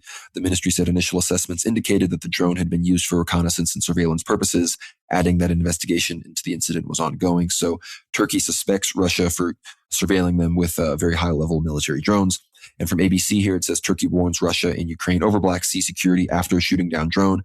F-16 fighter jets were dispatched on Monday after an out-of-control drone approached Turkish airspace from the Black Sea. The drone was shot down in a safe area to protect civilians and air traffic, officials said. The incident followed recent Ukrainian strikes on Russian Shadow Fleet tankers off the Turkish coast, as well as warnings from Turkish officials about the risk of the war in Ukraine spilling over into the region. So obviously, Ukraine is getting closer and closer to Turkey with these strikes. Russia is surveilling them. Russia is clearly willing to expand its interest into what Turkey considers its interests in this region. So again, I do think that Russia and Turkey are slowly but surely going to continue to drift farther and farther apart, which is why I think the Erdogan-Tehran meeting is going to be so interesting, because Russia has very close and interesting relations and dynamic relationships with both of these countries. And, will Iran view its relationship with Russia as more important than its potential huge Islamist ally with Turkey? These are all questions that we're going to answer in the coming weeks here on World War Now, of course. But one of the main relationships that Russia and Turkey have are these pipelines that run through them, which again, still the most successful Russian pipelines running through NATO territory at this point, considering that Ukraine is not in NATO. All of the other, Nord Streams with the terrorism and all of the other restrictions that, Europeans who could be enjoying free energy right now are not getting. What's going on there. But the headline here from TRT World is that Serbia, they've signed a fresh short-term gas agreement with Russia. Serbia has agreed to extend a gas supply arrangement with Russia by 3 months. President Alexander Vučić said on Tuesday as it battles to secure a long-term deal. Serbia is heavily dependent on Russian gas, but it has failed to secure a long-term contract since a 3-year deal expired this summer, relying instead on rolling extensions, which Vučić really expressed frustration about. We have agreed to extend gas supplies for another 3 months so people can feel safe and sleep peacefully. He previously said that if no agreement was reached by the end of the year, Serbia would begin talks on alternative supply sources. According to Serbia's gas company, Russia supplies about 6 million cubic meters per day at roughly 290 euros per 1,000 cubic meters, compared with a market price closer to 360 euros. Serbia also imports gas from Azerbaijan and produces domestically, but not enough to make up for loss of Russian supply. So Russia continues to maintain these relationships with Serbia. And again, this whole section of the show we've been discussing, Serbia, Russia, Turkey, Greece, Cyprus, Israel. This is the prophetic zone, Georgia, as well. This is the real prophetic zone where we know that, like St. Gabriel Ergabadzi says, that Georgia will melt like a candle when the Russians descend down to go to war against the Turks. St. Philomenos, he talks about the Russians making it down to Mount Tabor. And ultimately, and we see we're going to briefly discuss some of the shipping stuff with the seizure of this Bella 1 tanker, more and more seizures in the Persian Gulf. Israelis, Americans, Russians, people are, the merchants and these trade routes and these choke points, the Persian Gulf, the Red Sea, these canals, the places down in Southeast Asia. These are becoming choke points, these trade routes. And we know that one of the most important prophecies about the Russo-Turkish War is St. Paisios prophesying the closure of the Bosphorus and Dardanelles Straits by the Turks to the Russians, which will then facilitate the sort of taking the gloves off moment where total World War III Russia will descend upon the Turks, and it will be brutal. And at this point, we don't know if there would have already potentially been escalations in the Balkans. Will this coincide with the full-on operation in the Balkans? We know there will be Russian and NATO troops on specific Greek roads that St. Joseph of Vatopedi and others have talked about. So this is the real zone where all of this is going to happen. The Black Sea, the Eastern Mediterranean, the Aegean, where Lebanon, Syria, and Palestine meet. That is where we are focusing on, as well as, of course, the Caucasus, and in the entire world, as orthodoxy and the spiritual battle is also a key part of this. So as we transition from there to what's going on in Russia and Ukraine, it's clear that Turkey is, I believe, slowly but surely going to be drifting towards the U.S. and Ukraine. And when the inevitable regime change that will likely be facilitated by Israel and are assisted in that way, when that comes about, we will see that very much dramatically occur, because right now Erdogan is really the only one keeping this balance the way that it is right now. So once he goes, we will see that flip, and the balance of power, I think, will not necessarily dramatically shift one direction, but the relevant players will have all officially taken sides, as it were.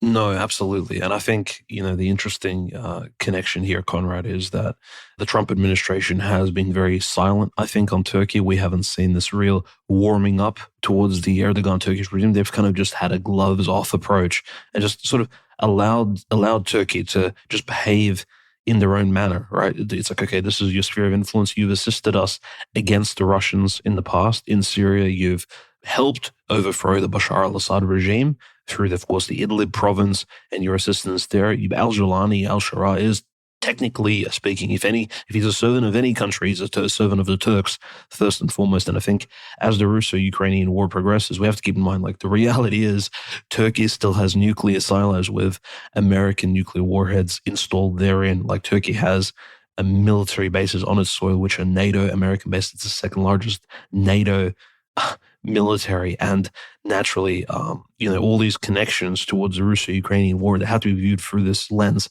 Russia cannot see Turkey as a potential diplomatic ambassadorial ally in some sort of Russo-Ukrainian peace talks. And yes, I think naively a lot of Russian diplomats have been claiming as such without actually anticipating what the outcome may be, given, of course, the results of the Cold War. Like, if the Soviet Union really did lose this diplomatic Cold War standoff in decades past, what do you think would happen to Turkish influence? Clearly, it would fall even more so on the American control as opposed to your own. And so Russia is trying to, again, regain its geopolitical standing in the Black Sea region.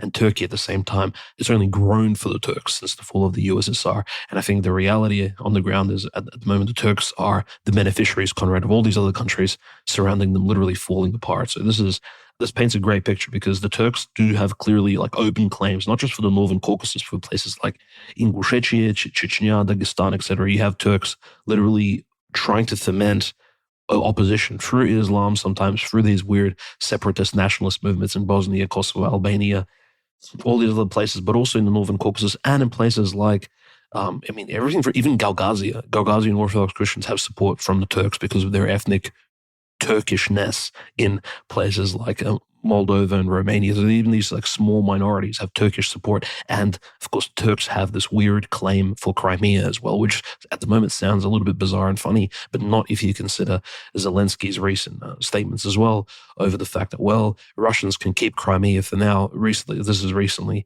has come to light since Zelensky is more or less the leaking of these 20-point peace plan, and not the 28-point peace plan, which we discussed in weeks prior, Conrad, but the new 20-point plan that Zelensky is sort of proposing to Trump. And now maybe they'll have discussions with Russia.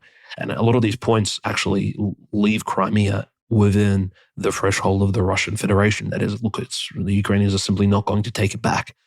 And sort of pivoting to the Russo-Ukrainian war, Conrad, I think one of the biggest sort of news stories of this week, it really comes out of Sevastopol, in fact, a village south of Sevastopol, only about 10-15 kilometers in the south, the village of Flotskaya. And this is close to, of course, the Balaklavskaya Bukhta. This is where the British and the French and the Turks landed their ships during the Crimean War. In the village of Flotskaya, a really interesting event took place in early December. This wasn't reported on at all, and officially we've only really received the allegations are now made public very openly. Now, a Russian hero, a war hero of, you can say, three armed conflicts: the Second Chechen War, the 2014-2015 Donbass War, and of course this recent special military operation. This man has fought in all three of these conflicts. He's literally like, you can almost say like a younger version of Igor Strelkov, Stanislav Orlov, aka Spaniard, right? The leader of Española. This is a 500-strong military right-wing organization in Russia that has operated on the basis, and it emerged out of these football sort of soccer clubs that, of course, are very popular in St. Petersburg, Moscow, and other major Russian sort of million-person cities. And he's basically managed to recruit a lot of these young, passionate Russian nationalists to join this military brigade back in 2014-15, and even now during the SMO. And this it was a reconnaissance brigade under the number 88, right? I won't comment on the choice of number, the designation there, but you can kind of see the political leanings of this particular group. And in any case, a Spaniard, Orlov, was murdered in the village of Flotskaya in house number 51 in early December. And his murder is still, the official findings are not being investigated. This is a Russian war hero just killed literally just outside of Sevastopol city in Russian-held Crimea. We have CCTV footage that show a very strange scene. So footage shows around midday, around 12 p.m., sometime in early December, 4 cars, a van and different cars, some of them not having any number plates at all. I think all of them, literally, number plates are absent, pull up to what seems to be like an outhouse somewhere just outside of the fence line in a village, looks like village of Flotskaya on that side of Sevastopol. Armed men in green camouflage get out with masks. And then, of course, the footage sort of cuts. But what we're told is that there was shooting, that, of course, Stanislav Orlov, Spaniard, did not retaliate, and him and his bodyguard were just shot to death in their home outside of Sevastopol. And this is a Russian war hero recently killed. The reason that we even mention this is because his funeral has just taken place in the Christ the Savior Cathedral, obviously the largest cathedral in all of Russia, in Moscow, and thousands of veterans showed up. This was the biggest funeral of 2025 that took place in Russia. This is not a trivial, weird, sort of niche event. This was a huge loss. In fact, probably the biggest funeral since that of Yevgeny Prigozhin and Colonel Dmitry Utkin. Remember when their plane fell in August of 2023, exactly 2 years ago. There was a huge funeral for the Wagner commanders taking place in Moscow and in other cities like St. Petersburg, etc. Similar thing here. We have the leader of Española, this reconnaissance GRU-based brigade, which was disbanded in October last year under mysterious circumstances. Again, questions arising as to why all these things happen in Conrad when there are these, Talmudic movements going on. And I have to notice the Talmudic factor is very key here, because the leader of Española, this man that was murdered by, I'll talk about the versions in a moment, he actually was very much, I think, against a ceasefire peace treaty with Ukraine. I think one of the theories as to why he was taken out was either, it's either some sort of criminal mafia that took him out in Sevastopol, Crimea. But Conrad, you were just there. It's not exactly a large city. Like, there's no way an armed organization of mafioso people could even operate in Crimea without some sort of foreknowledge from the Russian government, firstly. The second version of events is like who killed the Spaniard in his home in Sevastopol. This is a war veteran, again, with machine guns, with AK-47s, with explosives, probably at his house as well. I mean, this is like Second Amendment level stuff really operating in Crimea, different laws to the rest of Russia.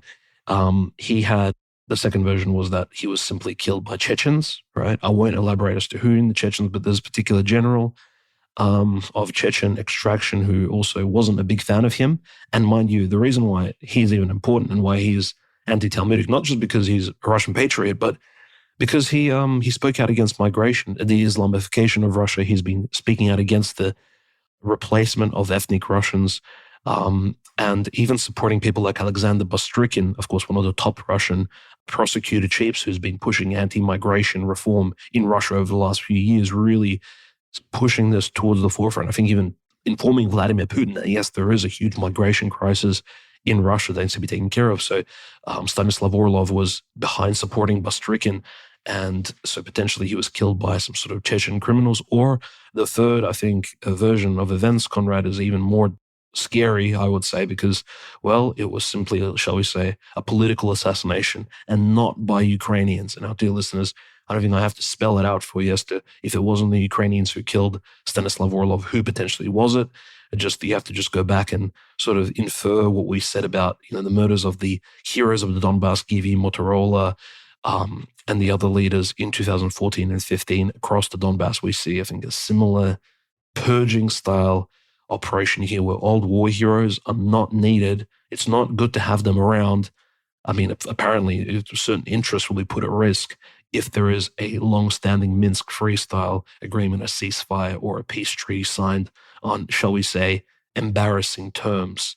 And so incredibly concerning. So a huge funeral took place in Russia, another death of a war hero, an Orthodox Christian as well. This is why, of course, the funeral was held in the Christ the Savior Cathedral. Another really important point, this is how we know, this is an allegation again, that apparently the ambulance from Sevastopol showed up at the Flotskoye village only 6 hours, around 6:36 p.m. on the same day, with no sirens turned on. So there's a massive shooting. Obviously, there's blood loss, there's potentially even casualties, etc. And the ambulances just doesn't come. So it's obviously issue with, well, local, maybe some sort of breakdown in communication, or perhaps local authorities, saw this event coming.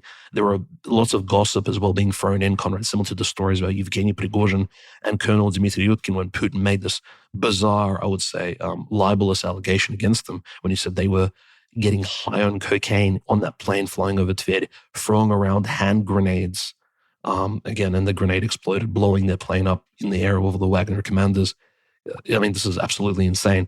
This is the allegation here is that, well, Stanislav Orlov, he was a retired military guy now. He's only been out of action for 2 months, but he began dealing drugs and he began dealing weapons. I'm sorry, like someone who's been fighting in war since the age of literally 18 in Chechnya and in Ukraine, etc. And now he's at 44 years of age, probably is not going to turn into Nicolas Cage, the arms trailer like Victor Bort. I don't think that sort of career change is happening. And in any case, Conrad, any arms trafficking, arms selling, shall we say, in any SMO zone territory is, if there is such a thing taking place, it's being naturally curated by the FSB, by the Russian top authorities. There is, I mean, just because of Ukrainian espionage being at an all-time high.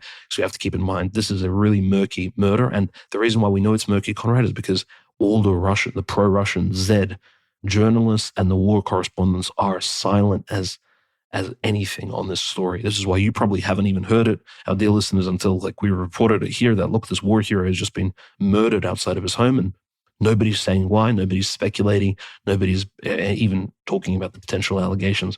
What is going on? Very mysterious. And, Ukrainian espionage, yeah, of course, this is always a major factor. And we know this because a Russian general was also killed this week, General Fanil Sarvarov, killed in Moscow in his Kia Sorento car. The car was literally blown up like that of Daria Dugina. And this is, again, just a follow-up from the earlier murders beginning on the 17th of December 2024 when Colonel General Igor Kirillov, remember, he was killed in Moscow as well. There was a scooter with an explosive planted outside of a building in which he was located. He walked out of the building, the scooter exploded. And again, in April of 2025, another Lieutenant General, Yaroslav Moskalik, was murdered again over a car bomb. So this is the third general, a lieutenant general. So this is a two-star Russian staff general, someone with top secret clearance, murdered outright in the south of Moscow, just apparently with no bodyguards. Like, I mean, how many generals does Russia actually have in the military? This is obviously classified information, Conrad, but it does show you that this Russo-Ukrainian war has entered into like a new era of degradation. Like we're seeing Ukrainians really pushing the pedal on terrorism and, blowing people up in major civilian cities. Clearly, I mean, they've killed civilians before openly, people like Daria Dugina, people like Vladlen Tatarsky. I mean, he was just a journalist correspondent at that point, operating in St. Petersburg when they killed him in the cafe over a bomb. And naturally, they don't care about casualties or other people being around when these terrorist strikes take place. And these are real terrorist strikes. They're trying to scare, obviously, Russians into complying, into essentially for the Russians to stop the war effort from ongoing. So can the Russians somehow influence Putin to halt the entire SMO, special military operation? I don't think so. We can clearly see this by what's taking place on the front lines, Conrad, as the Russians are making some of the most intense progression. But yeah, these two deaths have really, I think, kind of accentuated that this particular conflict has already taken the lives of many, many heroes. The lists are very long. And look, on the 11th of January, it will be officially longer than the Great Patriotic War. That is from the 22nd of June, 1941, Operation Barbarossa, longer than the Russian Second World War. So keeping this in mind, this conflict is already one of the longest wars in Russia's 1,000-year history. This is no longer a trivial operation, a peacekeeping intervention. This is something much more than that. So I think people need to really step out of this weird pragmatism bubble that they're getting into and claiming that, well, things are under control, things are normal, don't worry, trust the plan. I think we just have to report on the news as it is and in context. 10 years ago, everything taking place now would be seen as borderline scandalous and very groundbreaking. But now I think we've been somewhat normalized, Conrad, to all the violence, to the death, to the killing of these heroes, and the funeral taking place right now in Moscow that just took place, the largest funeral of the year, really goes without comment. You can see the Russians, the war correspondents are scared. The journalists are scared to speculate, to comment on these allegations. There's a clear understanding by the Russians that something big is probably happening in the near future, and it's more so than simply the front line pushing westwards into Zelensky's held sort of Ukrainian territory. I think there are going to be changes to the Russo-Ukrainian conflict starting 2026. No, all of that is very prescient, and I think we recently saw Trump. His recent comments about negotiations seem to be, again, not particularly pro-Ukrainian, not particularly urgent in trying to achieve peace, not particularly committed to the Ukrainian cause. This is from Kyle Anzalone. It says, President Donald Trump said talks to end the Ukraine war were going okay after U.S. officials met with Russian and Ukrainian delegations. The talks on Ukraine-Russia are going along. We are talking. The talks are going okay. The president said on Monday, I'll do whatever I have to do. Everyone's tired of that war. As a candidate, Trump made ending the war in Ukraine one of his top issues. However, he has been unable to get Ukrainian President Zelensky and Russian President Vladimir Putin to come to an agreement on several major issues. Vice President J.D. Vance expressed pessimism that the U.S. will be able to negotiate a peace deal between Russia and Ukraine. He explained that one significant difference between the Russian and Ukrainian positions is the future of the Donbass. I think the Russians really want territorial control of the Donetsk, he said. The Ukrainians understandably see that as a major security problem, even as they privately acknowledge that eventually they'll probably lose Donetsk. But eventually, it could be 12 months from now. It could be longer than that. The Kremlin said no breakthrough was made during the 3-day talks in Miami. Kiev has attempted to put a positive spin on the talks. We remain in constant contact with the United States and look forward to future collaborations. President Zelensky said in his nightly statement on Tuesday, we sense that America wants to reach a final agreement. From our side, there is full cooperation. And of course, Zelensky is probably wrapping up his meeting with Donald Trump as we are recording this, when then Trump will immediately follow up by calling Vladimir Putin and discussing what happened there. I don't particularly predict any major breakthroughs are going to come in that regard. We also had a big interview with Ukrainian intel chief Budanov. He spoke very frankly about a lot of things. He discussed how ultimately America is trying to cleave Russia away from China. So now they are not concerned with meeting Ukraine's demands or war needs because of this. He said the whole world doesn't live for Ukraine. He talks about how every country is going to look out for their own interests. He talks about February 2026 being a key time for negotiations and finding peace. He claims that there are more and more people in Putin's inner circle that are wanting this war to end. I don't exactly know how true that is. It could be, it couldn't be, but it was a fairly interesting interview, a clear shift towards a certain realistic perspective on things from the Ukrainians. I don't know if Budanov wants to be one of the United States appointed leaders of Ukraine once the whole Zelensky thing comes crashing down, as we know it inevitably will. But he's been one of those characters that's been, I think, eyeing that for a long time now. But as far as the actual frontline updates go, which again, the reason Russia is able to sort of command from this position of strength is they are winning across the entire front line. We saw that Gulyapol has been liberated as a city in Zaporozhye.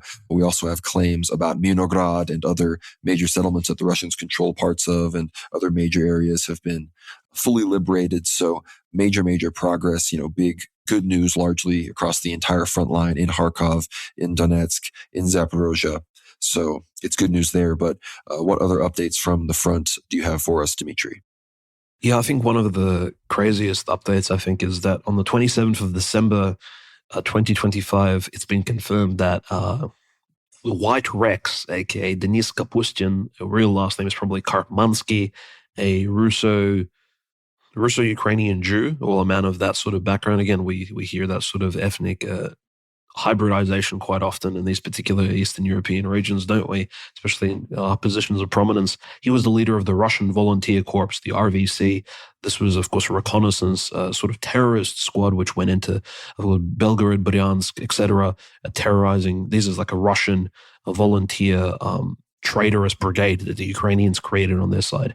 Denis Kapustin, Karpmansky, White Rex was killed in Zaporozhye. So yeah, as the Russians are making progress in Gulyapol towards the Zaporozhye city itself, you do see obviously results coming from that. The fact that the Russians are still operating huge drone armies, and one of these FPV drones on the night of the 27th apparently killed this leader of or Russians actually acting for the Ukrainian state. So his death, normally you would, I think the only coincidence is that he did die in the same month as Spaniard Stanislav Orlov. But that's a very interesting point, is that you do have two people more or less of some sort of link to Russia, at least in Kapustin Karpmansky's case. He, of course, was a traitorous half-Jew at the very least. But in the case of Spaniard, we can't really say, obviously, of his ethnic background. Clearly, he was an Orthodox Christian Russian. But with White Rex, you do have, of course, the Ukrainians, potentially maybe, Conrad, even killing their own, these leaders of these quasi-neo-Nazi battalions. We'll have to see what happens exactly with Bieletsky, because Bieletsky recently has been very openly giving a lot of interviews on Ukrainian Telegram, YouTube channels, etc., really breaking down and criticizing Zelensky, and even some of the chief commander of the Ukrainian Armed Forces, Syrsky's comments. So we do have even the Azov Battalion founder really kind of speaking out, kind of out of line. I wonder what will happen to him, surely. And if we do see these chain of deaths of these neo-Nazi Banderite-style leaders across Ukraine, then we can maybe even assert the potential case that, look, hypothetically, maybe Ukraine, as well as trying to purge the upper brass of these like war veteran Banderites, just in case they don't cause any mischief during the Minsk-Free Accords, which are currently taking place right now, and sort of the peace that we're moving towards, with, of course, the Trump administration really pushing the gas pedal on that. But of course, the greatest clash on the front lines, clearly, Vladimir Putin actually informed us of this. He gave us some of the good summary, a really great summary sort of at the end of the year, in terms of, he said, Konstantinovka is 50% under Russian control, which is great. Konstantinovka naturally, via a massive freeway, connects to Kramatorsk and Slavyansk.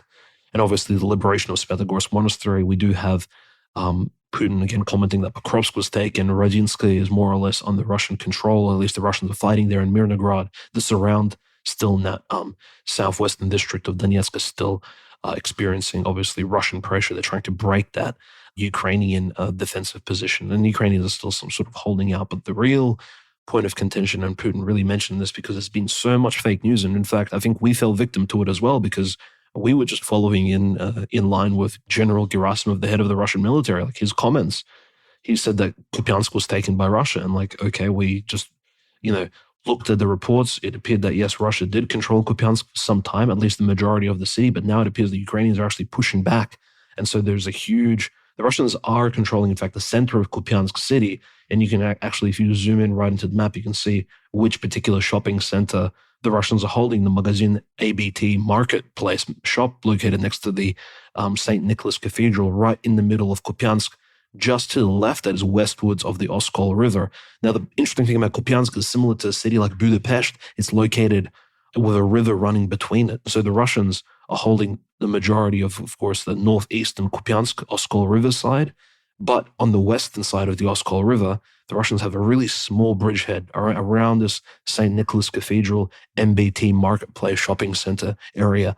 And they're holding out, especially a lot of these apartment buildings. The Russians are even releasing these videos, Conrad. We've had videos from these 3 Russian commanders. One of them was Uran, Typhoon, and the third commander's name was Colossus, right? These are their military sort of nicknames. And they released videos from the front line, literally sent it via Telegram back home. And they said, look, we're holding out. Ukrainians are throwing all these like little scavenger groups at us. So the Ukrainians are using this, again, 2, 3, 4-man storm groups trying to infiltrate these defensive positions of the Russians. And unfortunately, they are being slaughtered. The Syrsky is really, again, throwing Ukrainian Slavic bodies into the meat grinder in Kupiansk, trying to break the Russian bridgehead on the eastern side of the Oskol River in Kupiansk. So Kupiansk at the moment, well and truly, is the center of it is controlled by Russia. But to say that the entire city is captured, I think Putin did reiterate recently at his end-of-year Q&A conference that Kupiansk is still a battleground, and yet the Russians are controlling the center of it, but in fact it's far from being entirely under Russian control. It does seem like this is, again, a point, Conrad, this is probably the only place, in fact, on the entire Russo-Ukrainian SMO map where the Ukrainians are fighting back. And it's very sad, especially if you look at some of these maps. It's like the St. Nicholas Cathedral, beautifully yellow, Baroque style. It looks very classical. These cathedrals are all at the center of the bombing, the defensive position formation. I mean, no doubt they're being hit by shells, long-range explosives, drones. Who knows what the center of Kupiansk is going to look like at the end of all of this. I mean, we've seen footage from Chasov Yar, Tarietsk, Pokrovsk in the past, with the churches destroyed, etc. This will be a very similar situation. There's really nothing that can be done, about it. But yeah, at the moment, the Russians are holding strong sort of on the west bank of the Oskol River. And if anything changes in the Ukrainian favor, this may sway Zelensky's attitudes, as we saw during his Christmas address, Conrad, when Zelensky claimed that the real Ukrainian Christmas is not on the 7th of January, but on the 25th of December. He made a bunch of other weird statements, such as Zelensky, and to quote him, he said, on Christmas, I know some people, in their dreams, they wish that Putin would die. They say this to themselves, and we turn to God. And again, he says, we turn to God and pray for peace or something, but like super Talmudic statement by Zelensky, this practicing Jew, right? Because we know he's a Jew because the chief, and not just because of his appearance and ethnic background, Conrad, but he has actually a place of ceremonial, shall we say, importance in one of the chief synagogues in Kiev, which the local rabbi of Kiev did show us. And, speaking of like the rabbis and their comments, we did have the chief rabbi of Dnipro, Kamenetsky, again, reiterating that same comment. He's like, on the 15th of January, so around that time, 15th, 16th January, 2026, the war in Ukraine will end, and there will be a big L'chaim. It's like, and he says, important people tell me this, and he actually repeated it, and I'm just completely baffled as to why one of the chief rabbis of Ukraine is just completely doubling down on this really interesting sort of spiritual prediction that the war in Ukraine is going to end in, just over a fortnight's time, just less than 3 weeks from now, Connor, because nothing really is pointing towards that. But if a ceasefire is written down and the Chabad rabbi's prediction is correct, then I think we well and truly will have all the grounds to say as to exactly who's behind all of this. And the reason I say this is because there's been recent interviews from people like Pavel Gubaryov, the former governor of Novorossiya, and the head of the Russian rebels in Donetsk, etc., one of these great Russian patriots. He also reiterated that, look, the people behind the Russo-Ukrainian conflict in the first place, it's this Zhido-Bandera, it's the same people, Kolomoisky and all the other oligarchs and even international groups who are trying to push this event. And what's really curious, Conrad, and this is of course a white pill, we have to end on a white pill in terms of Russo-Ukraine, because we did have, of course, one of the legitimate heirs to the Russian imperial throne. Again, he is recently baptized into Orthodoxy, the Prince of Leningrad, Prince Nicholas, he's a Grand Duke, and potentially Nicholas III, as he likes to style himself. He gave a Christmas address to the Russians, and he said in this Christmas address, he commented on the Russo-Ukrainian war. He's a, I would say, great nephew of Tsar Nicholas II, so he would be, he's literally directly in line. We've spoken about him before, of course. So Prince Nicholas said very openly, he said, the forces hostile to Orthodoxy in Russia do not wish to stop the bloody conflict in Ukraine. And he says, and this is in his Christmas address just recently released, it says, we know that behind the ruling regime in Ukraine stand the same forces that plunged Europe into a migration crisis and now into an economic one. Their goals are clear and far from philanthropic and Christian mercy. They have always craved only power and money, for they worship no gods except the golden calf. So very interesting. Russian Grand Duke, Prince, potential heir to the Russian imperial throne, a based Orthodox Christian, the Prince of Leningrad, Nicholas, has basically highlighted what we've been saying on the show all along, similar to Gabriel the Russian Conrad, who you met in the Donbass. So it looks like at least some of the base representatives of the Romanovs are also all on the same page as to who exactly is standing behind this current geopolitical conflict in Russia and Ukraine and Eastern Europe in general. So I think this is a sort of a positive point to end on, because yes, the Russians are progressing, but there's also this understanding, well, what was all of this for? Why are all these Chabad rabbis benefiting? Very interesting. I mean, the story continues to unfold. No, again, the war is getting into some very critical territory. The Svyatogorsk monastery is effectively on the front line right now. The Russian occupation of Dnipropetrovsk, the area expands there. They're getting closer and closer to Kharkov. They're closer and closer and closer to being inside Zaporozhye city itself. So very, very important, consequential battles and decisions, they're going to have to be made about how these potential battles are going to be fought. So we're going to be watching it very closely. Be sure to keep an eye on the World War Now Telegram, at World War Now Telly, to keep up with every single thing that's going on, because that's where we post the breaking 24/7 news that we cover here. But we now have to move to one of Russia's allies. We have to discuss the situation in Venezuela. This is from Dave DeCamp. It says the U.S. has moved a number of special operations aircraft and multiple cargo planes carrying troops to the Caribbean this week. The Wall Street Journal reported on Tuesday as the Trump administration continues to escalate against Venezuela. The report, citing U.S. officials and flight tracking data, said at least 10 CV-22 Osprey tilt-rotor aircraft assigned to Special Operations Forces flew into the region Monday night from Cannon Air Force Base in New Mexico. C-17 cargo planes from Fort Stewart in Georgia and Fort Campbell, which is located on the Tennessee-Kentucky border, also arrived in Puerto Rico. The latest deployments come as the U.S. has begun enforcing a blockade on Venezuela, which so far has involved the seizure of 2 tankers carrying Venezuelan oil, a major escalation in the U.S.'s effort to oust Venezuelan President Nicolas Maduro. He can do whatever he wants. It's all right. Whatever he wants to do, President Trump said on Monday, referring to Maduro. If he wants to do something, if he plays tough, it'll be the last time he's ever able to play tough. Also on Monday, U.S. Homeland Security Secretary Kristi Noem said that Maduro needs to be gone, one of the most explicit statements from a Trump administration official about the desire for regime change. We're not just interdicting these ships, we're also sending a message around the world that the illegal activity that Maduro is participating in cannot stand. He needs to be gone, she said. Noem announced the second tanker seizure over the weekend, involving the capture of a ship carrying Venezuelan oil owned by a Chinese company. The U.S. tanker seizures have been strongly condemned by China as a severe violation of international law. Trump officials have tried to frame the tanker seizures as some sort of law enforcement operation, but the U.S. has no right to capture ships in international waters, regardless of whether the vessels are under U.S. sanctions. Trump has said the U.S. plans to keep the oil and the tankers, which amounts to outright theft.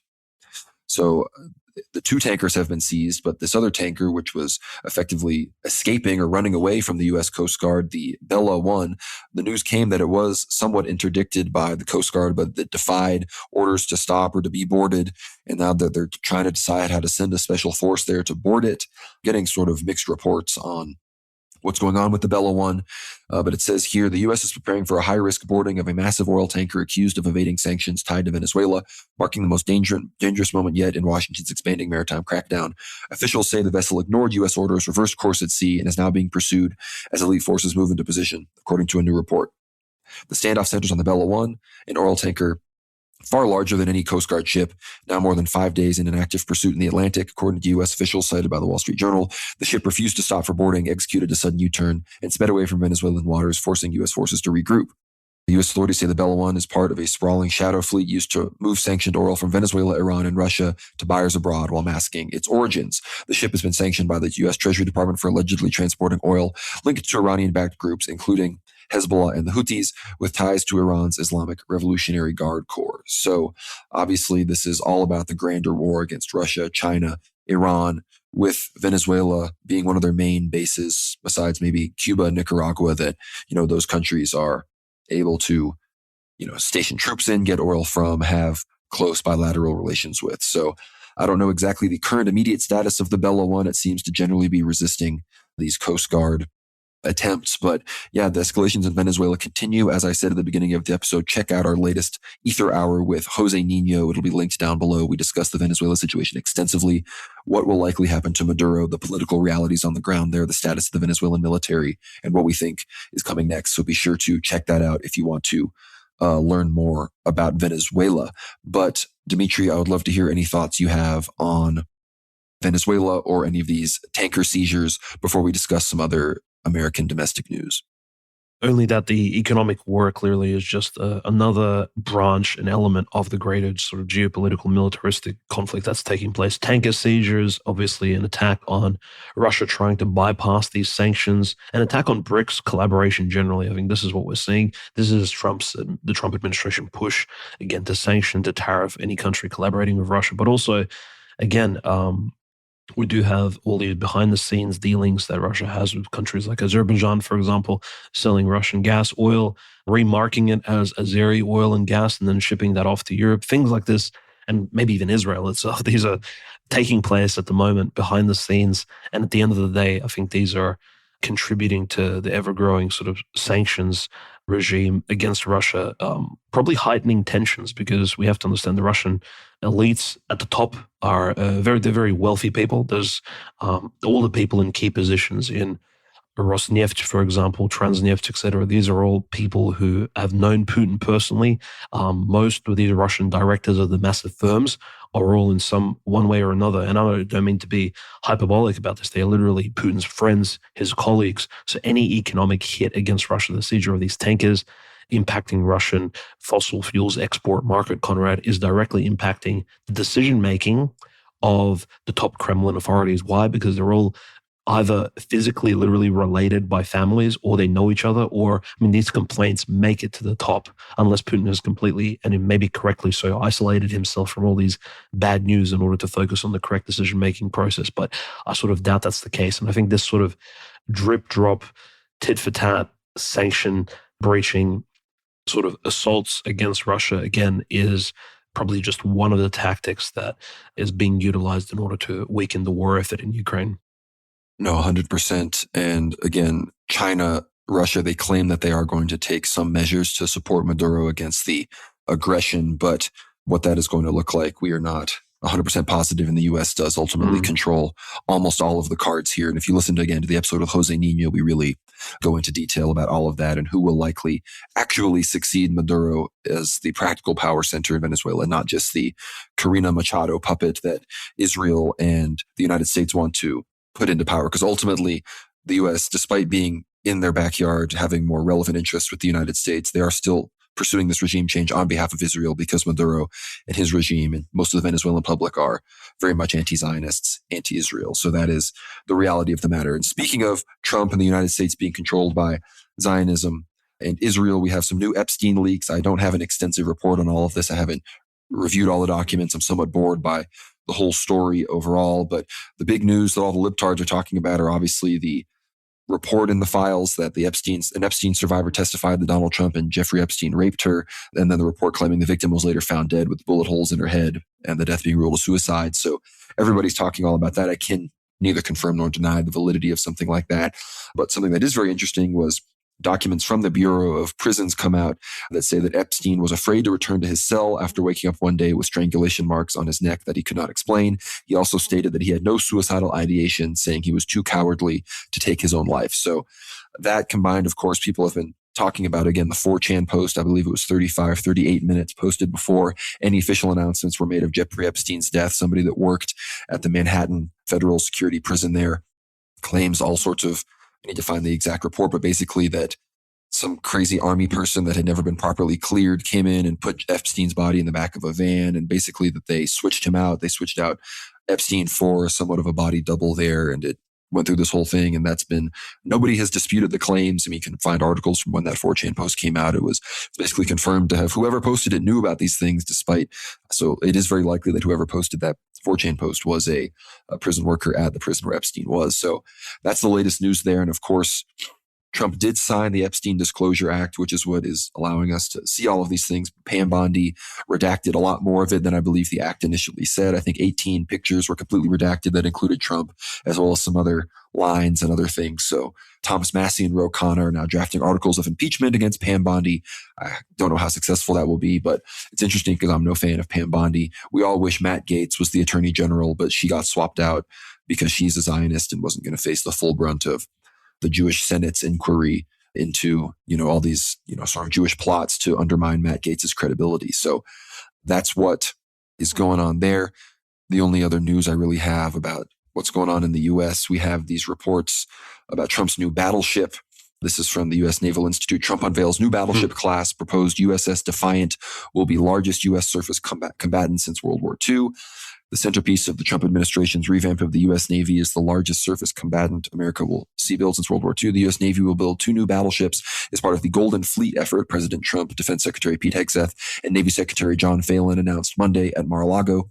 Trump said the Navy will start purchasing 2 ships and eventually purchase 10 with a goal of 20 to 25 in total for the class, with the start of construction planned for 2030.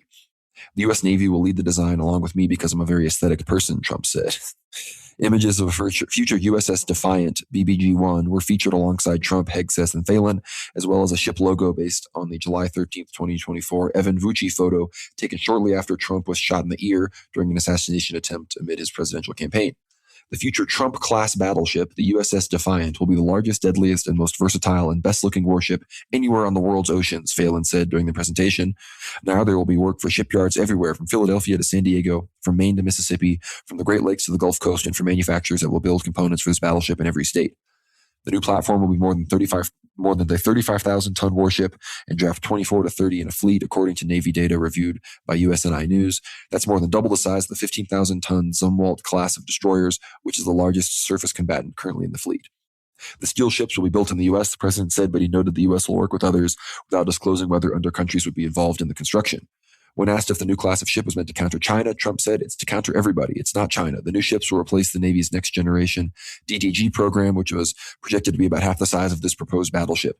Construction is slated to begin in the early 2030s, with the Navy serving as the lead design agent for the effort. USNI News understands, blah, blah, blah, blah, blah." Goes on into some other details. I'm skeptical that this will get done in the timeline that they say. We remember that recent speech Trump gave on that ship. The ship they covered up the damage that had been done to the ship that still hadn't been repaired. I believe that was from operations in the Red Sea or some collision or something that had occurred. The shipbuilding and even ship repair capability in the United States is completely down the toilet. So I don't know. I mean, China's shipbuilding is rapidly expanding beyond the United States. I don't know if they're going to be able to build these truly, new next generation of these battleships. 2 of them apparently by the 2030s. I mean, let's see if they can, but I'm somewhat skeptical considering how depleted the America's shipbuilding capabilities are. But speaking of American naval dominance, Trump did appoint a special envoy to Greenland, saying that we need the territory to counter Russia and other countries that are dominating the Arctic Circle. And from WSWS here, it says, Denmark summons American ambassador after Trump appoints special envoy to make Greenland part of the U.S. U.S. President Donald Trump's appointment Sunday of a special envoy for Greenland underlines American imperialism's abandonment of all restraints in pursuit of its interests in the deepening rift between Washington and its erstwhile European allies. Both Denmark, of which Greenland is a semi-autonomous territory, and the European Union responded angrily to the move, with Copenhagen summoning the U.S. ambassador for the 3rd time this year. Announcing the appointment of Louisiana Governor Jeff Landry to the unpaid position, which will not displace him as the state governor, Trump wrote on social media. Jeff understands how essential Greenland is to our national security. Landry responded by expressing his honor at being able to serve the This is some libtard website, so I'm having to cut out some libtardism here. His position to make Greenland a part of the U.S. Emphasizing his readiness once again to use military force to seize control of the island, Trump told a Monday press conference that since Denmark took control of Greenland 300 years ago with boats, the U.S. could send its own boats there today. He asserted that the main reason behind his push to control the island was national security, warning against the presence of Russian and Chinese ships, and denouncing Denmark for having no money and no military force in the region. In a similar vein, the New York Times pointed out in its report that two of the other policy areas to which Trump has already appointed special envoys were the war in Ukraine against Russia and Israel's genocide against Palestinians in Gaza. Trump's moves must be assessed in the context of his administration's national security strategy, which codified his America First foreign policy preparations for World War. So, despite some silly editorialization in there, that's generally an accurate reflection on what went down there. It's clear that Trump and the Pentagon, I think, and the general American military, Anglo-American establishment has their eyes on Greenland. They see it as something that's important enough that it needs to be cleaved away from Denmark. I'm assuming they see Denmark as manipulable somehow by Russia. I mean, Denmark is a client state of the CIA almost entirely, so I don't know why they can't just work with them, but perhaps they see a potential situation where Denmark, due to its somewhat independent political streak, is maybe cleaved over into a neutral/pro-Russian sphere of influence, depending on how Germany goes, if the AfD comes to power in the future and whatnot. But again, Denmark's still a very close American ally, NATO member, all these sorts of things. So the fact that Trump and the West see it as so important to control Greenland itself is very telling to me that I think Arctic warfare with Russia in the future is going to be a very, very real thing. But to transition, unless you have any thoughts about that, Dimitri, I want to hear your thoughts on that. Plus, this new huge announcement that, of course, occurred while we were recording, but I was able to get the article here. This is from the Straits Times. It says, Russia vows to support China if Taiwan contingency flares up. Foreign Minister Sergei Lavrov said this in an interview with the country's TASS news agency as Beijing's tensions with Japan continue to escalate over the issue. Mr. Lavrov also said in the interview released on December 28th that Japan's leadership is seeking to accelerate militarization, citing defense spending increases under Prime Minister Sanae Takaichi's administration, in a remark seen as a warning to Tokyo. His comments come after Ms. Takaichi said in a parliamentary session in November that a Chinese attack on Taiwan could constitute a survival-threatening situation for Japan, potentially involving its defense forces in support of the U.S. As for the possible escalation in the Taiwan Strait, the procedure for acting in such situations is set forth in a treaty with China, Mr. Lavrov said. One of the basic principles is mutual support in defending national unity and territorial integrity. China and Russia have conducted joint bomber flights repeatedly over the years, prompting Japan's defense ministry to describe the moves as clearly intended for a demonstration of force against Japan. Communist-ruled China and Taiwan have been governed separately since 1949 following a civil war. Beijing views the Democratic Islands as a renegade province to be unified with the mainland by force if necessary. The Straits Times, I'm sure, is a pro-Republic of China, anti-PRC outlet, no doubt. So obviously this is big news. This is the first confirmation we've seen that if the United States makes extensive moves on Taiwan or attempts to interfere when China decides they want to reunify properly with their internationally recognized province, that Russia will be involved in that if there are conflicts. So what are your thoughts on this, Dimitri, as well as those other stories that I had just mentioned? No, very brave moves, Conrad, I think, by Sergei Lavrov here. You know, we don't always praise him for his foreign policy decisions and statements, but recently, yes, you know, in his support for the Orthodox Church of Ukraine, as well as for, I guess, Russia's geopolitical considerations in the East and in the Middle East in general, I think he's been sort of on point. And it's really hard to miss with Japan because Russia still has these issues in relation to the Kuril Islands and Japanese encroachment just generally on the East Asian side of the greater Eurasian continent. I think, you know, places like the Sakhalin Peninsula, Japanese encroachment in Korea, historically speaking, the Russo-Japanese War, all these sort of issues, they come to the forefront. And in fact, the USSR and Japan never actually signed a peace treaty, in fact, after the Second World War. So that's another very interesting sort of fact. So clearly these disputes are very real, and clearly Russia just and clearly Russia is supporting China in its push towards, you know, a sort of re-sovereignization of its own, like, Monroe Doctrine area, right? China is really not asking for much. It's just asking to have influence over territories which historically have, in fact, always been Chinese, be it Hong Kong, Taiwan, etc.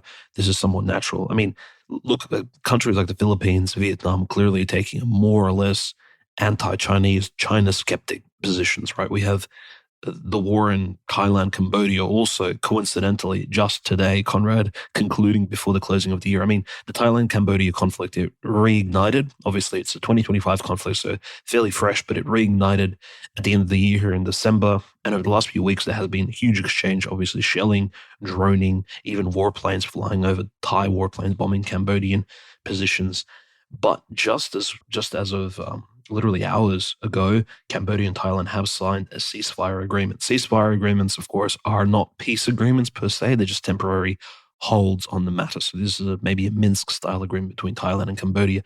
And the reason why this ties into the entire China-US confrontation is because both Thailand and Cambodia have had warm, more or less, relations with China, and they have bilateral relations of their own. But at the moment, it looks like Thai propaganda is actually pushing the narrative that Cambodia is, in fact, more or less a vassalate of China in some respect, that Cambodia really doesn't have that same independence that Thailand has. And the Thai government, I think, is really trying to move towards positioning itself into a more, shall we say, pro-Western position, similar to like that of Vietnam and the Philippines, which also has, of course, huge conflicts with China in the shoal areas, that the sort of South China Sea disputes, which we've been again discussing at length for the last year and a half. All of this plays into, again, the Trump administration. I think the general message, Conrad, when Trump came to office at the beginning of 2025 was that, the US is not an enemy of Russia. The US, in fact, is an economic enemy of China. But will we really start to see this coalesce and come to the forefront in 2026? I think it'll be an interesting way to begin the year, especially if there are more sanctions, more tariffs, and if China does begin to escalate things by these heavy military exercises around Taiwan, or continues to threaten Taiwan rhetorically, and again even pressures the ancient, at this point, U.S. ally Japan. Right at this point, the U.S. and Japan, since South Korea as well, they have been on the same wavelength for a very long time. Then I think Trump will have to respond, and his response will most likely be more sanctions, maybe potentially more tariffs on China.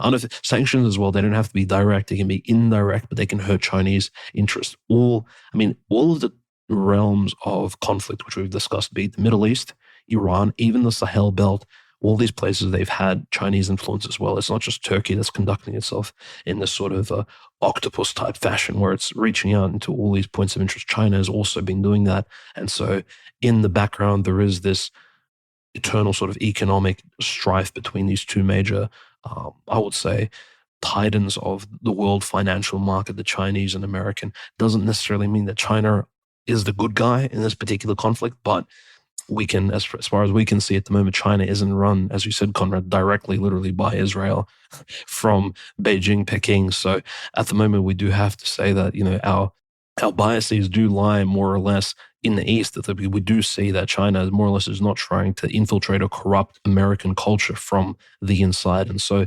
considerations are there for China, again, pushing for a multipolar world order. In fact, that may even benefit countries like Japan, Thailand, Philippines, are the same countries which hate China at the moment, or at least are trying to move away from China in the first place.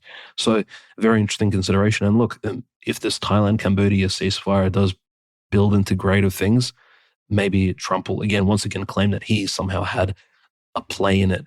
But I think in the end, it's just two sort of mature countries which have dealt with each other for hundreds of years actually coming to the table and actually organizing something. And we can see that the Thailand-Cambodia conflict from the beginning, Conrad, like we saw there were these barricades. Like the two countries were not obviously massively crossing the border. It wasn't a special military operation per se. Yes, there was obviously death and killing, and there were shots fired, but the commanders on the ground, I think the generals were given a clear message not to strike, whilst the politicians and the men in suits were talking at the very top, and obviously representatives of royal houses and all this other diplomatic and all these other big members of Thai and Cambodian diplomacy were exchanging ideas on how exactly the conflict should be put to a hold. And this is why I think it didn't really escalate, similar to the 5-day war of 2025, the Pakistan-India conflict. I mean, this year has been very eventful, I think, for every Asian country. The only thing I think we're really kind of overdue for, and you're correct, Conrad, is the Taiwan-Chinese debacle to really escalate over the top. That really is probably the only point that has been on hold, and in fact, that hasn't really seen much development this year. I'm not saying that I want it to happen, but again, it's one of those tension points that eventually will unravel itself. No, 100%. And I think obviously the Taiwan thing is probably the slowest boiling frog, but it's been boiling consistently ever since we started this show. So we're going to be keeping a very, very close eye on it. And before I give some final updates on the important subjects at the beginning of this show, Iran, Israel, Somaliland, Yemen, going to finish things out in Southeast Asia. And this is some good news. It says Thailand and Cambodia agreed to an immediate ceasefire on Saturday, the two countries said in a joint statement, pledging to end border clashes that killed dozens of people. UN Secretary General Antonio Guterres warmed the announcement as a positive step towards alleviating the suffering of civilians and creating an environment conducive to achieving lasting peace. At least 47 people were killed and more than 1 million displaced in 3 weeks of fighting with artillery, tanks, drones, and jets, according to official tallies. The conflict spread to nearly every border province on both sides, shattering an earlier truce for which U.S. President Donald Trump took credit. U.S. Secretary of State Marco Rubio on Saturday welcomed the ceasefire, calling on both sides to immediately honor this commitment. The ceasefire took effect at 12 p.m. local time, and the declaration signed by the Southeast Asian neighbors' defense ministers at a border checkpoint on the Thai side. The truce applies to all types of weapons, including attacks on civilians, civilian objects and infrastructures, and military objectives of either side in all cases and all areas. Both sides agreed to freeze all troop movements and allow civilians living in border areas to return home as soon as possible, the statement said. They also agreed to cooperate on demining efforts and combating cybercrime, while Thailand was to return 18 captured Cambodian soldiers within 72 hours. Thai Defense Minister Nathapon Nakfanit said the initial 3-day window would be an observation period to confirm that the ceasefire is real. He called the truce a door to a peaceful resolution in a speech earlier on Saturday. So that's good news. Again, the Trump brokered ceasefire lasted like a week before it exploded, and Trump wasn't involved in this. Maybe China is involved behind the scenes in this in some capacity. It sounds like the UN is involved. So we'll see how long this lasts. But regardless, it's good news. Less people dying in Southeast Asia. We also have escalating violence in Myanmar as elections, run by the military junta government there are approaching. Apparently both sides, the separatist controlled regions and the military controlled regions are repressing people in regards to the elections, people being threatened, election polling sites exploded and bombed. So Myanmar continues to be very much a sectarian hotbed with, really no, I think it's less than 50%. Maybe it's a little over now. I don't know exactly how much control the junta currently controls, but much like Syria and these other places, they currently are not fully in control of the country, Somalia, these other places. So another pseudo-failed state with a multipolar aligned country trying to regain control. We know Moscow is the closest ally of the Myanmar military junta, so we do still hope that they maintain power there to prevent another country there of sliding into Western influence and liberalism. Of course, Aung San Suu Kyi, who had come to power in 2021 in Myanmar, she was ousted by the junta. She was a total Western puppet. So that is what is going on down in Southeast Asia. But the big news here, several actually pieces of big news. Of course, we have heard reports that Netanyahu tomorrow is hoping not only to ask about escalating against Iran, but really hoping for a green light on an all-out war against Hezbollah. I know I've discussed that earlier. But here we have this from the War Reporter. It says Israeli official told Mariv that the Mossad has established infrastructure in Somaliland in recent years to strengthen security relations. The recognition of Somaliland enhances the Israeli Air Force's capabilities to confront Yemen and Iran, the sources added. And this was some big news here. I'm going to use his full name because I do respect this individual. It says the leader of Yemen's Ansar Allah, Saeed Abdul Malik Badir al-Din al-Houthi, announces that all Israeli assets and presence in the so-called region of Somaliland will be considered valid targets for the Yemeni armed forces. So massive escalation towards what we're seeing on the Red Sea in the same region. That's not the last of it. This is from Middle East Spectator. It says Iran's foreign minister Abbas Araghchi called with his Saudi counterpart, Prince Faisal bin Farhan. The two held urgent consultations regarding the developing security situation in Yemen. Iran and Saudi Arabia are aiming to develop a joint strategy to counter the UAE-led advance in southern and central Yemen. So like I said, Iran and Saudi Arabia now coming much closer together because of the UAE likely at the behest of Israel's foolish decision to escalate the violence and attack Saudi-backed forces towards the end of separating Yemen and forming a separatist state there. I believe it's going to be called the State of Southern Saudi or something like that. I don't know exactly what they want to call it, but UAE wanted to seize Yemen's resources for itself. And again, I'm sure Israel is behind this, which is part of why UAE is supporting Israel in their recognition of Somaliland.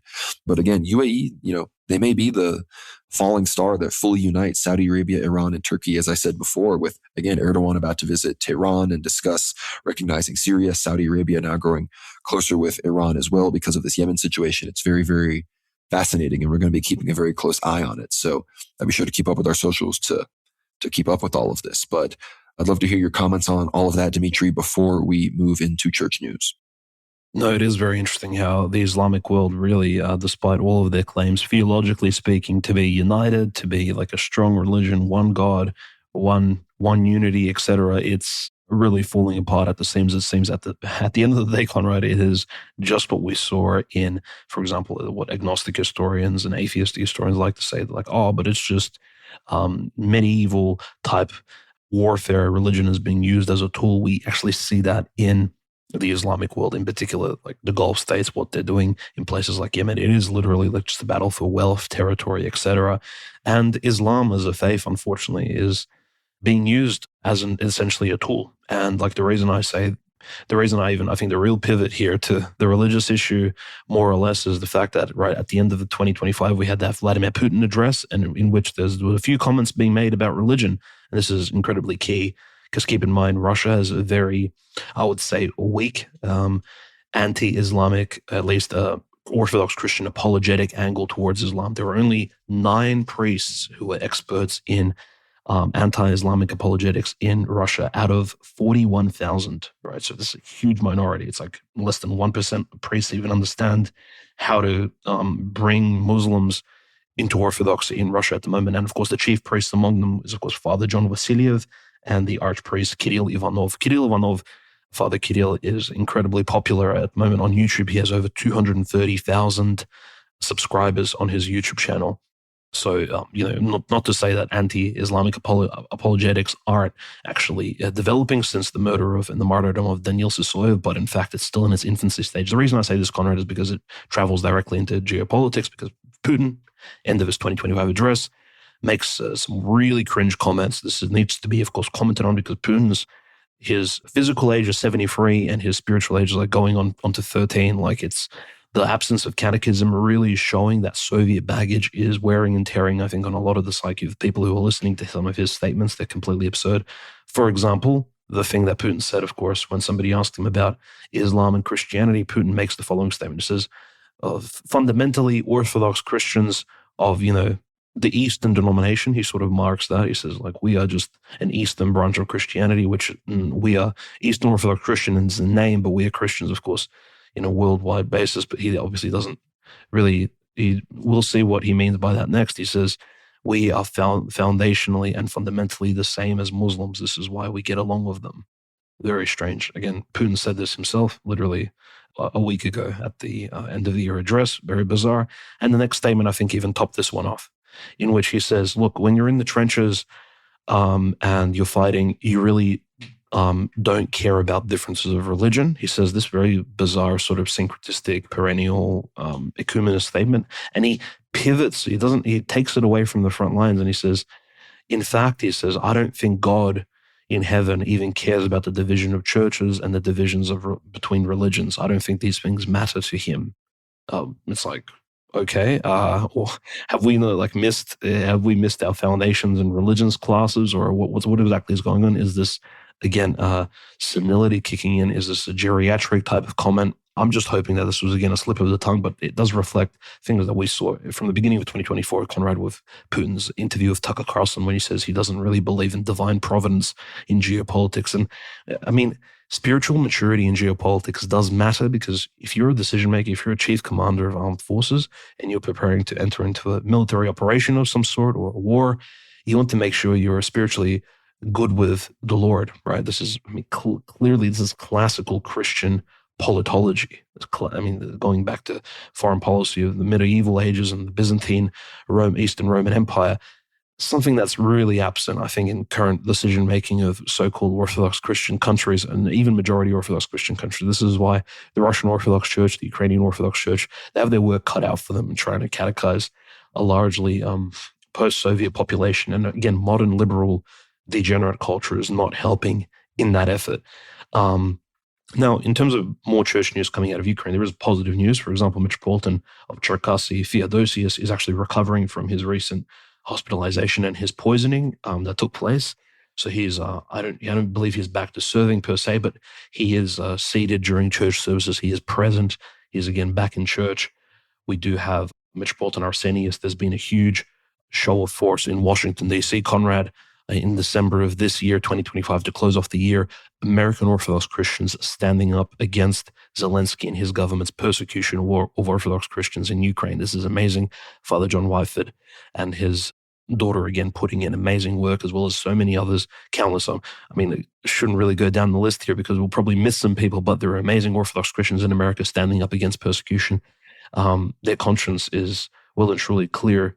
And it really crystallizes, Conrad, what you've been speaking about in terms of the Ukrainian issue. As much as it is an issue of warfare, there's no reason for persecution to even be like the persecution that Zelensky is conducting in Ukraine has no benefit to even the Ukrainian army. It's simply as if the motivations are something different. It's not that there are no Russian spies among the Ukrainian priesthood. There's none of these crazy stories. And in fact, the Russian Bishop Siluan, he's like a vicar bishop in Moscow, he actually conducted an interview recently, and he's commented, look, all these bizarre stories that the Ukrainian priests in Ukraine proper, these Orthodox priests spying for the Kremlin and things like that are completely egregious stories. And since the beginning of the SMO, there's been at least 40 clergymen arrested.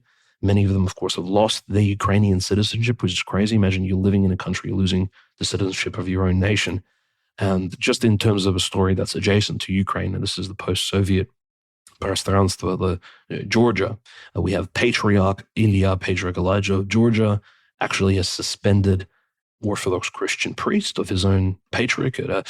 Archimandrite Dorotheus in Georgia, apparently in Tbilisi, was joining Greta Thunberg and the libtards in a protest in favor of the EU early in 2025. He was standing there on the podium with a mic, and this archimandrite, literally a leader of a monastery, a monastic community, was apparently advocating for Georgian integration into the EU.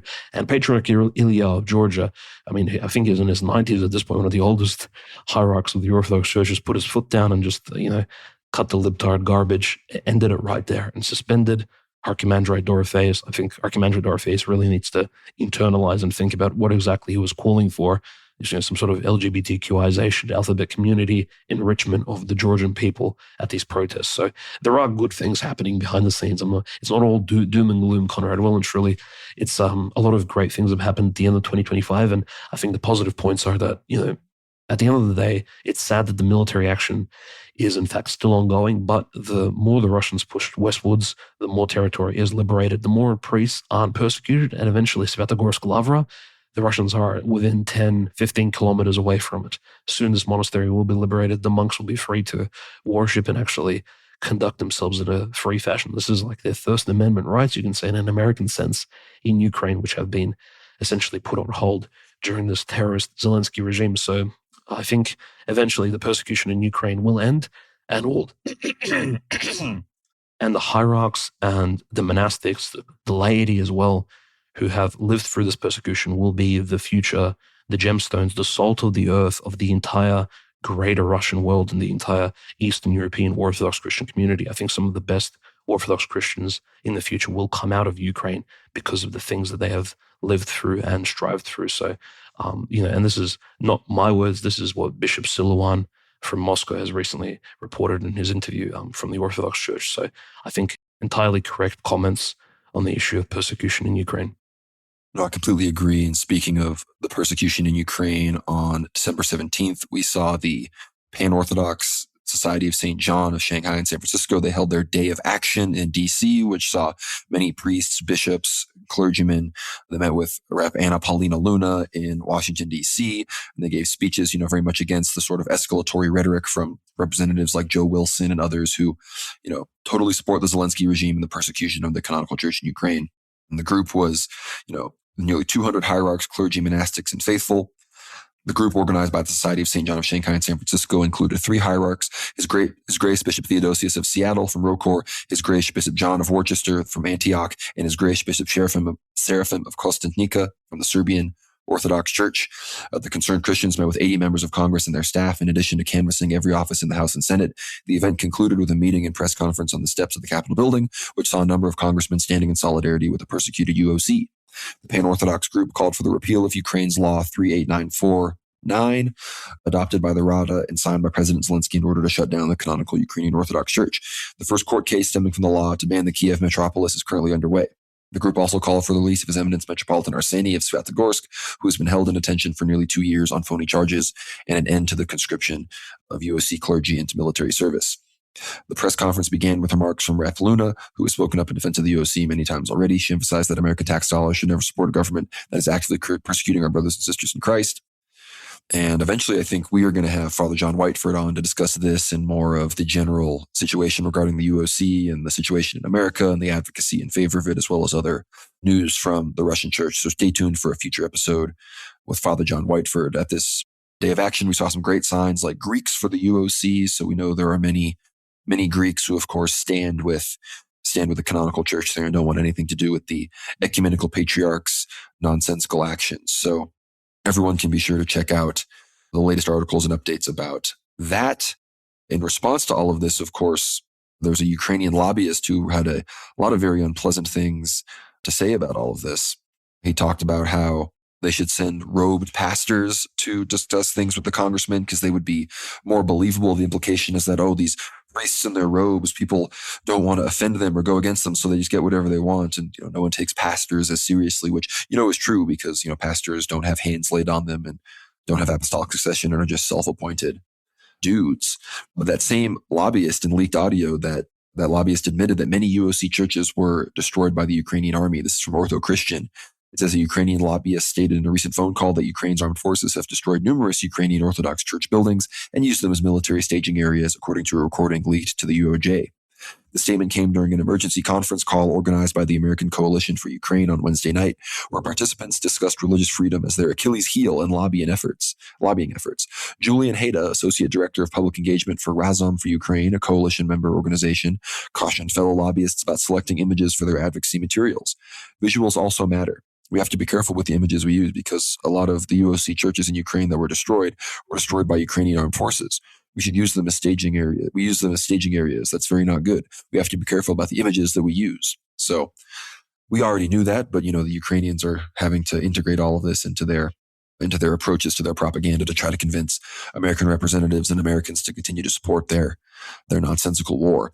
But the only other new piece of church news I really have here, of course, we're all still very excited about the ROCOR Commission to investigate the life of Father Seraphim Rose to see his eventual canonization.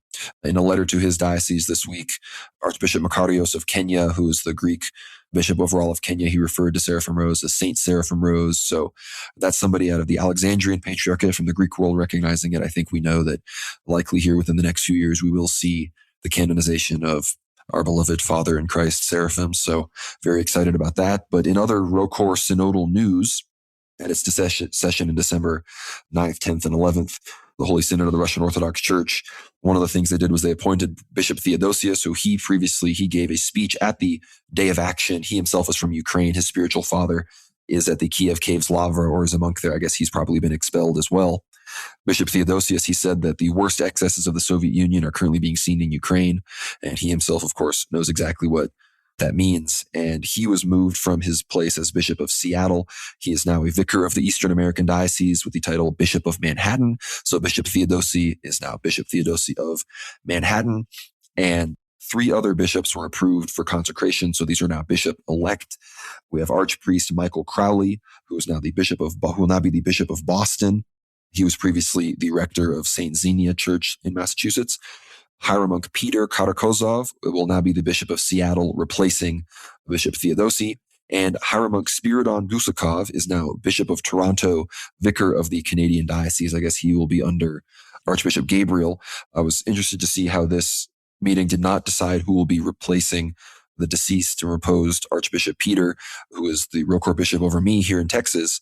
We are having Archbishop Gabriel fill in as the Archbishop of Chicago, but I guess the next synodal meeting will decide who will be filling in, or rather becoming the Archbishop of Chicago. So that is the latest church news updates. Do you have any thoughts on the Day of Action, these new ROCOR bishops, any other news in the church, Dimitri, before we land this plane?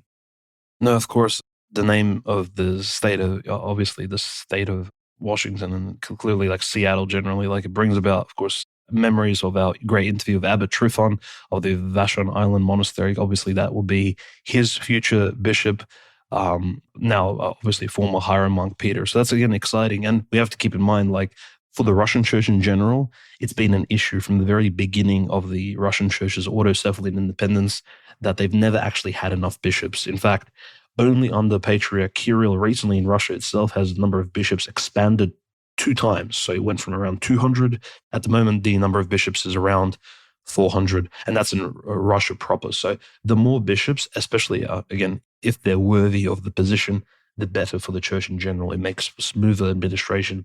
This is just generally a positive improvement, I think, for the lives of the faithful and the church, as it is for the church administration here on earth. So I think generally, Conrad, these are really good news to end 2025 on, and it's good that Rocor is really leading the way, and hopefully the news about Father Seraphim Rose's canonization, Saint Seraphim, it'll be sort of a blessing that 2026 will give us in this coming year.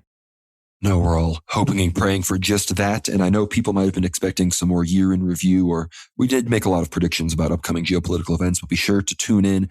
Actually, I don't know if this episode will even be posted by the time that I will have gone live, but either before this is posted or sometime around the time this is being posted, I will be doing a live stream going over year in review 2025, what went down, and going over what we think will happen in 2026, and generally just chopping it up with the World War Now Patriots here at the end of the year. I should be doing that on the 30th, the evening of the 30th, most likely. So stay tuned for that. But as I said before, be sure to click down below and tune into our recent episode with Jose Nino, all about Venezuela. We go into detail about that front of the Third World War.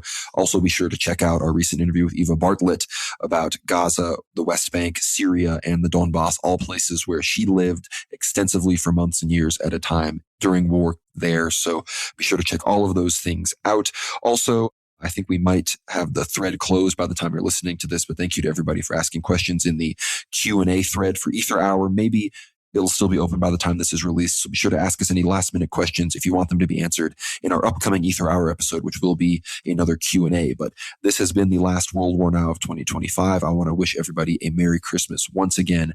I hope that your year was blessed and that you achieved your goals and that you grew spiritually, and that going into 2026, we can all do the same. So thank you all again so much for tuning in. Be sure to check us out on Substack. Obviously, you might be listening there already, but regardless of where you're listening, whether it's here on Substack, on YouTube, on Spotify, on Apple Music, on X, anywhere else, be sure to visit us at worldwarnow.co. The link is down in any description wherever you're listening to this. So no excuses not to click. Get behind that paywall. Get access to all of those Ether Hour episodes we mentioned before. Jose Nino, Eva Bartlett, fantastic conversations with Father Peter Heers, Abbot Trifon, Charles Bousman, Cameron McGregor, all sorts of incredible guests, Lucas Gage, Vince James, all sorts of people from across the interwebs and across the sphere of podcasts. So check all of that out. You also, of course, get access to all of our Q&A threads, as I just mentioned. So ask us any questions to be answered in Ether Hour. There are, of course, also paid subscriber exclusive Discord chats on the World War Now Discord channel, which I encourage everybody to check out at the links down below. We want more people there in the Discord channel, chopping it up, discussing prophecies, discussing the Third World War, sending news, sending their analysis. I'm in there fairly regularly. So hop on in there. The Discord link is down below to check all that out. But again, worldwarnow.co, that's the main way to support the show. Get behind the paywall, get access to all, at this point, hundreds and hundreds of episodes of Ether Hour. So be sure to check all of that out. And again, keep the show going here. Every week we have it free, World War Now, but just because it's free doesn't mean that it's free to make. So be sure to get behind the paywall to support us. Obviously, follow us on X at @WorldWarNow_. Follow me on X at GnomeRad. That's GNOMERAD. Follow Dimitri at WWN Host. Be sure to follow us on Telegram at World War Now Telly. You can also, of course, find us on Substack at worldwarnow.co. Find us on Spotify and Apple Podcasts at World War Now. And yeah, that's all the places that you can find us. Again, tune into those Ether Hour episodes. And thank you so much for tuning in to the end of this, at this point, fairly long episode. But it's the last episode of 2025. We're entering into the second quarter century of this millennia, as it were. So thank you all so much for tuning in to the very end. God bless. I will leave you with the last words, Dimitri. Thank you for all your support throughout the year, our dear listeners, the subscribers on the Substack. We appreciate all the feedback you've provided us, and hopefully 2026 will be very fruitful.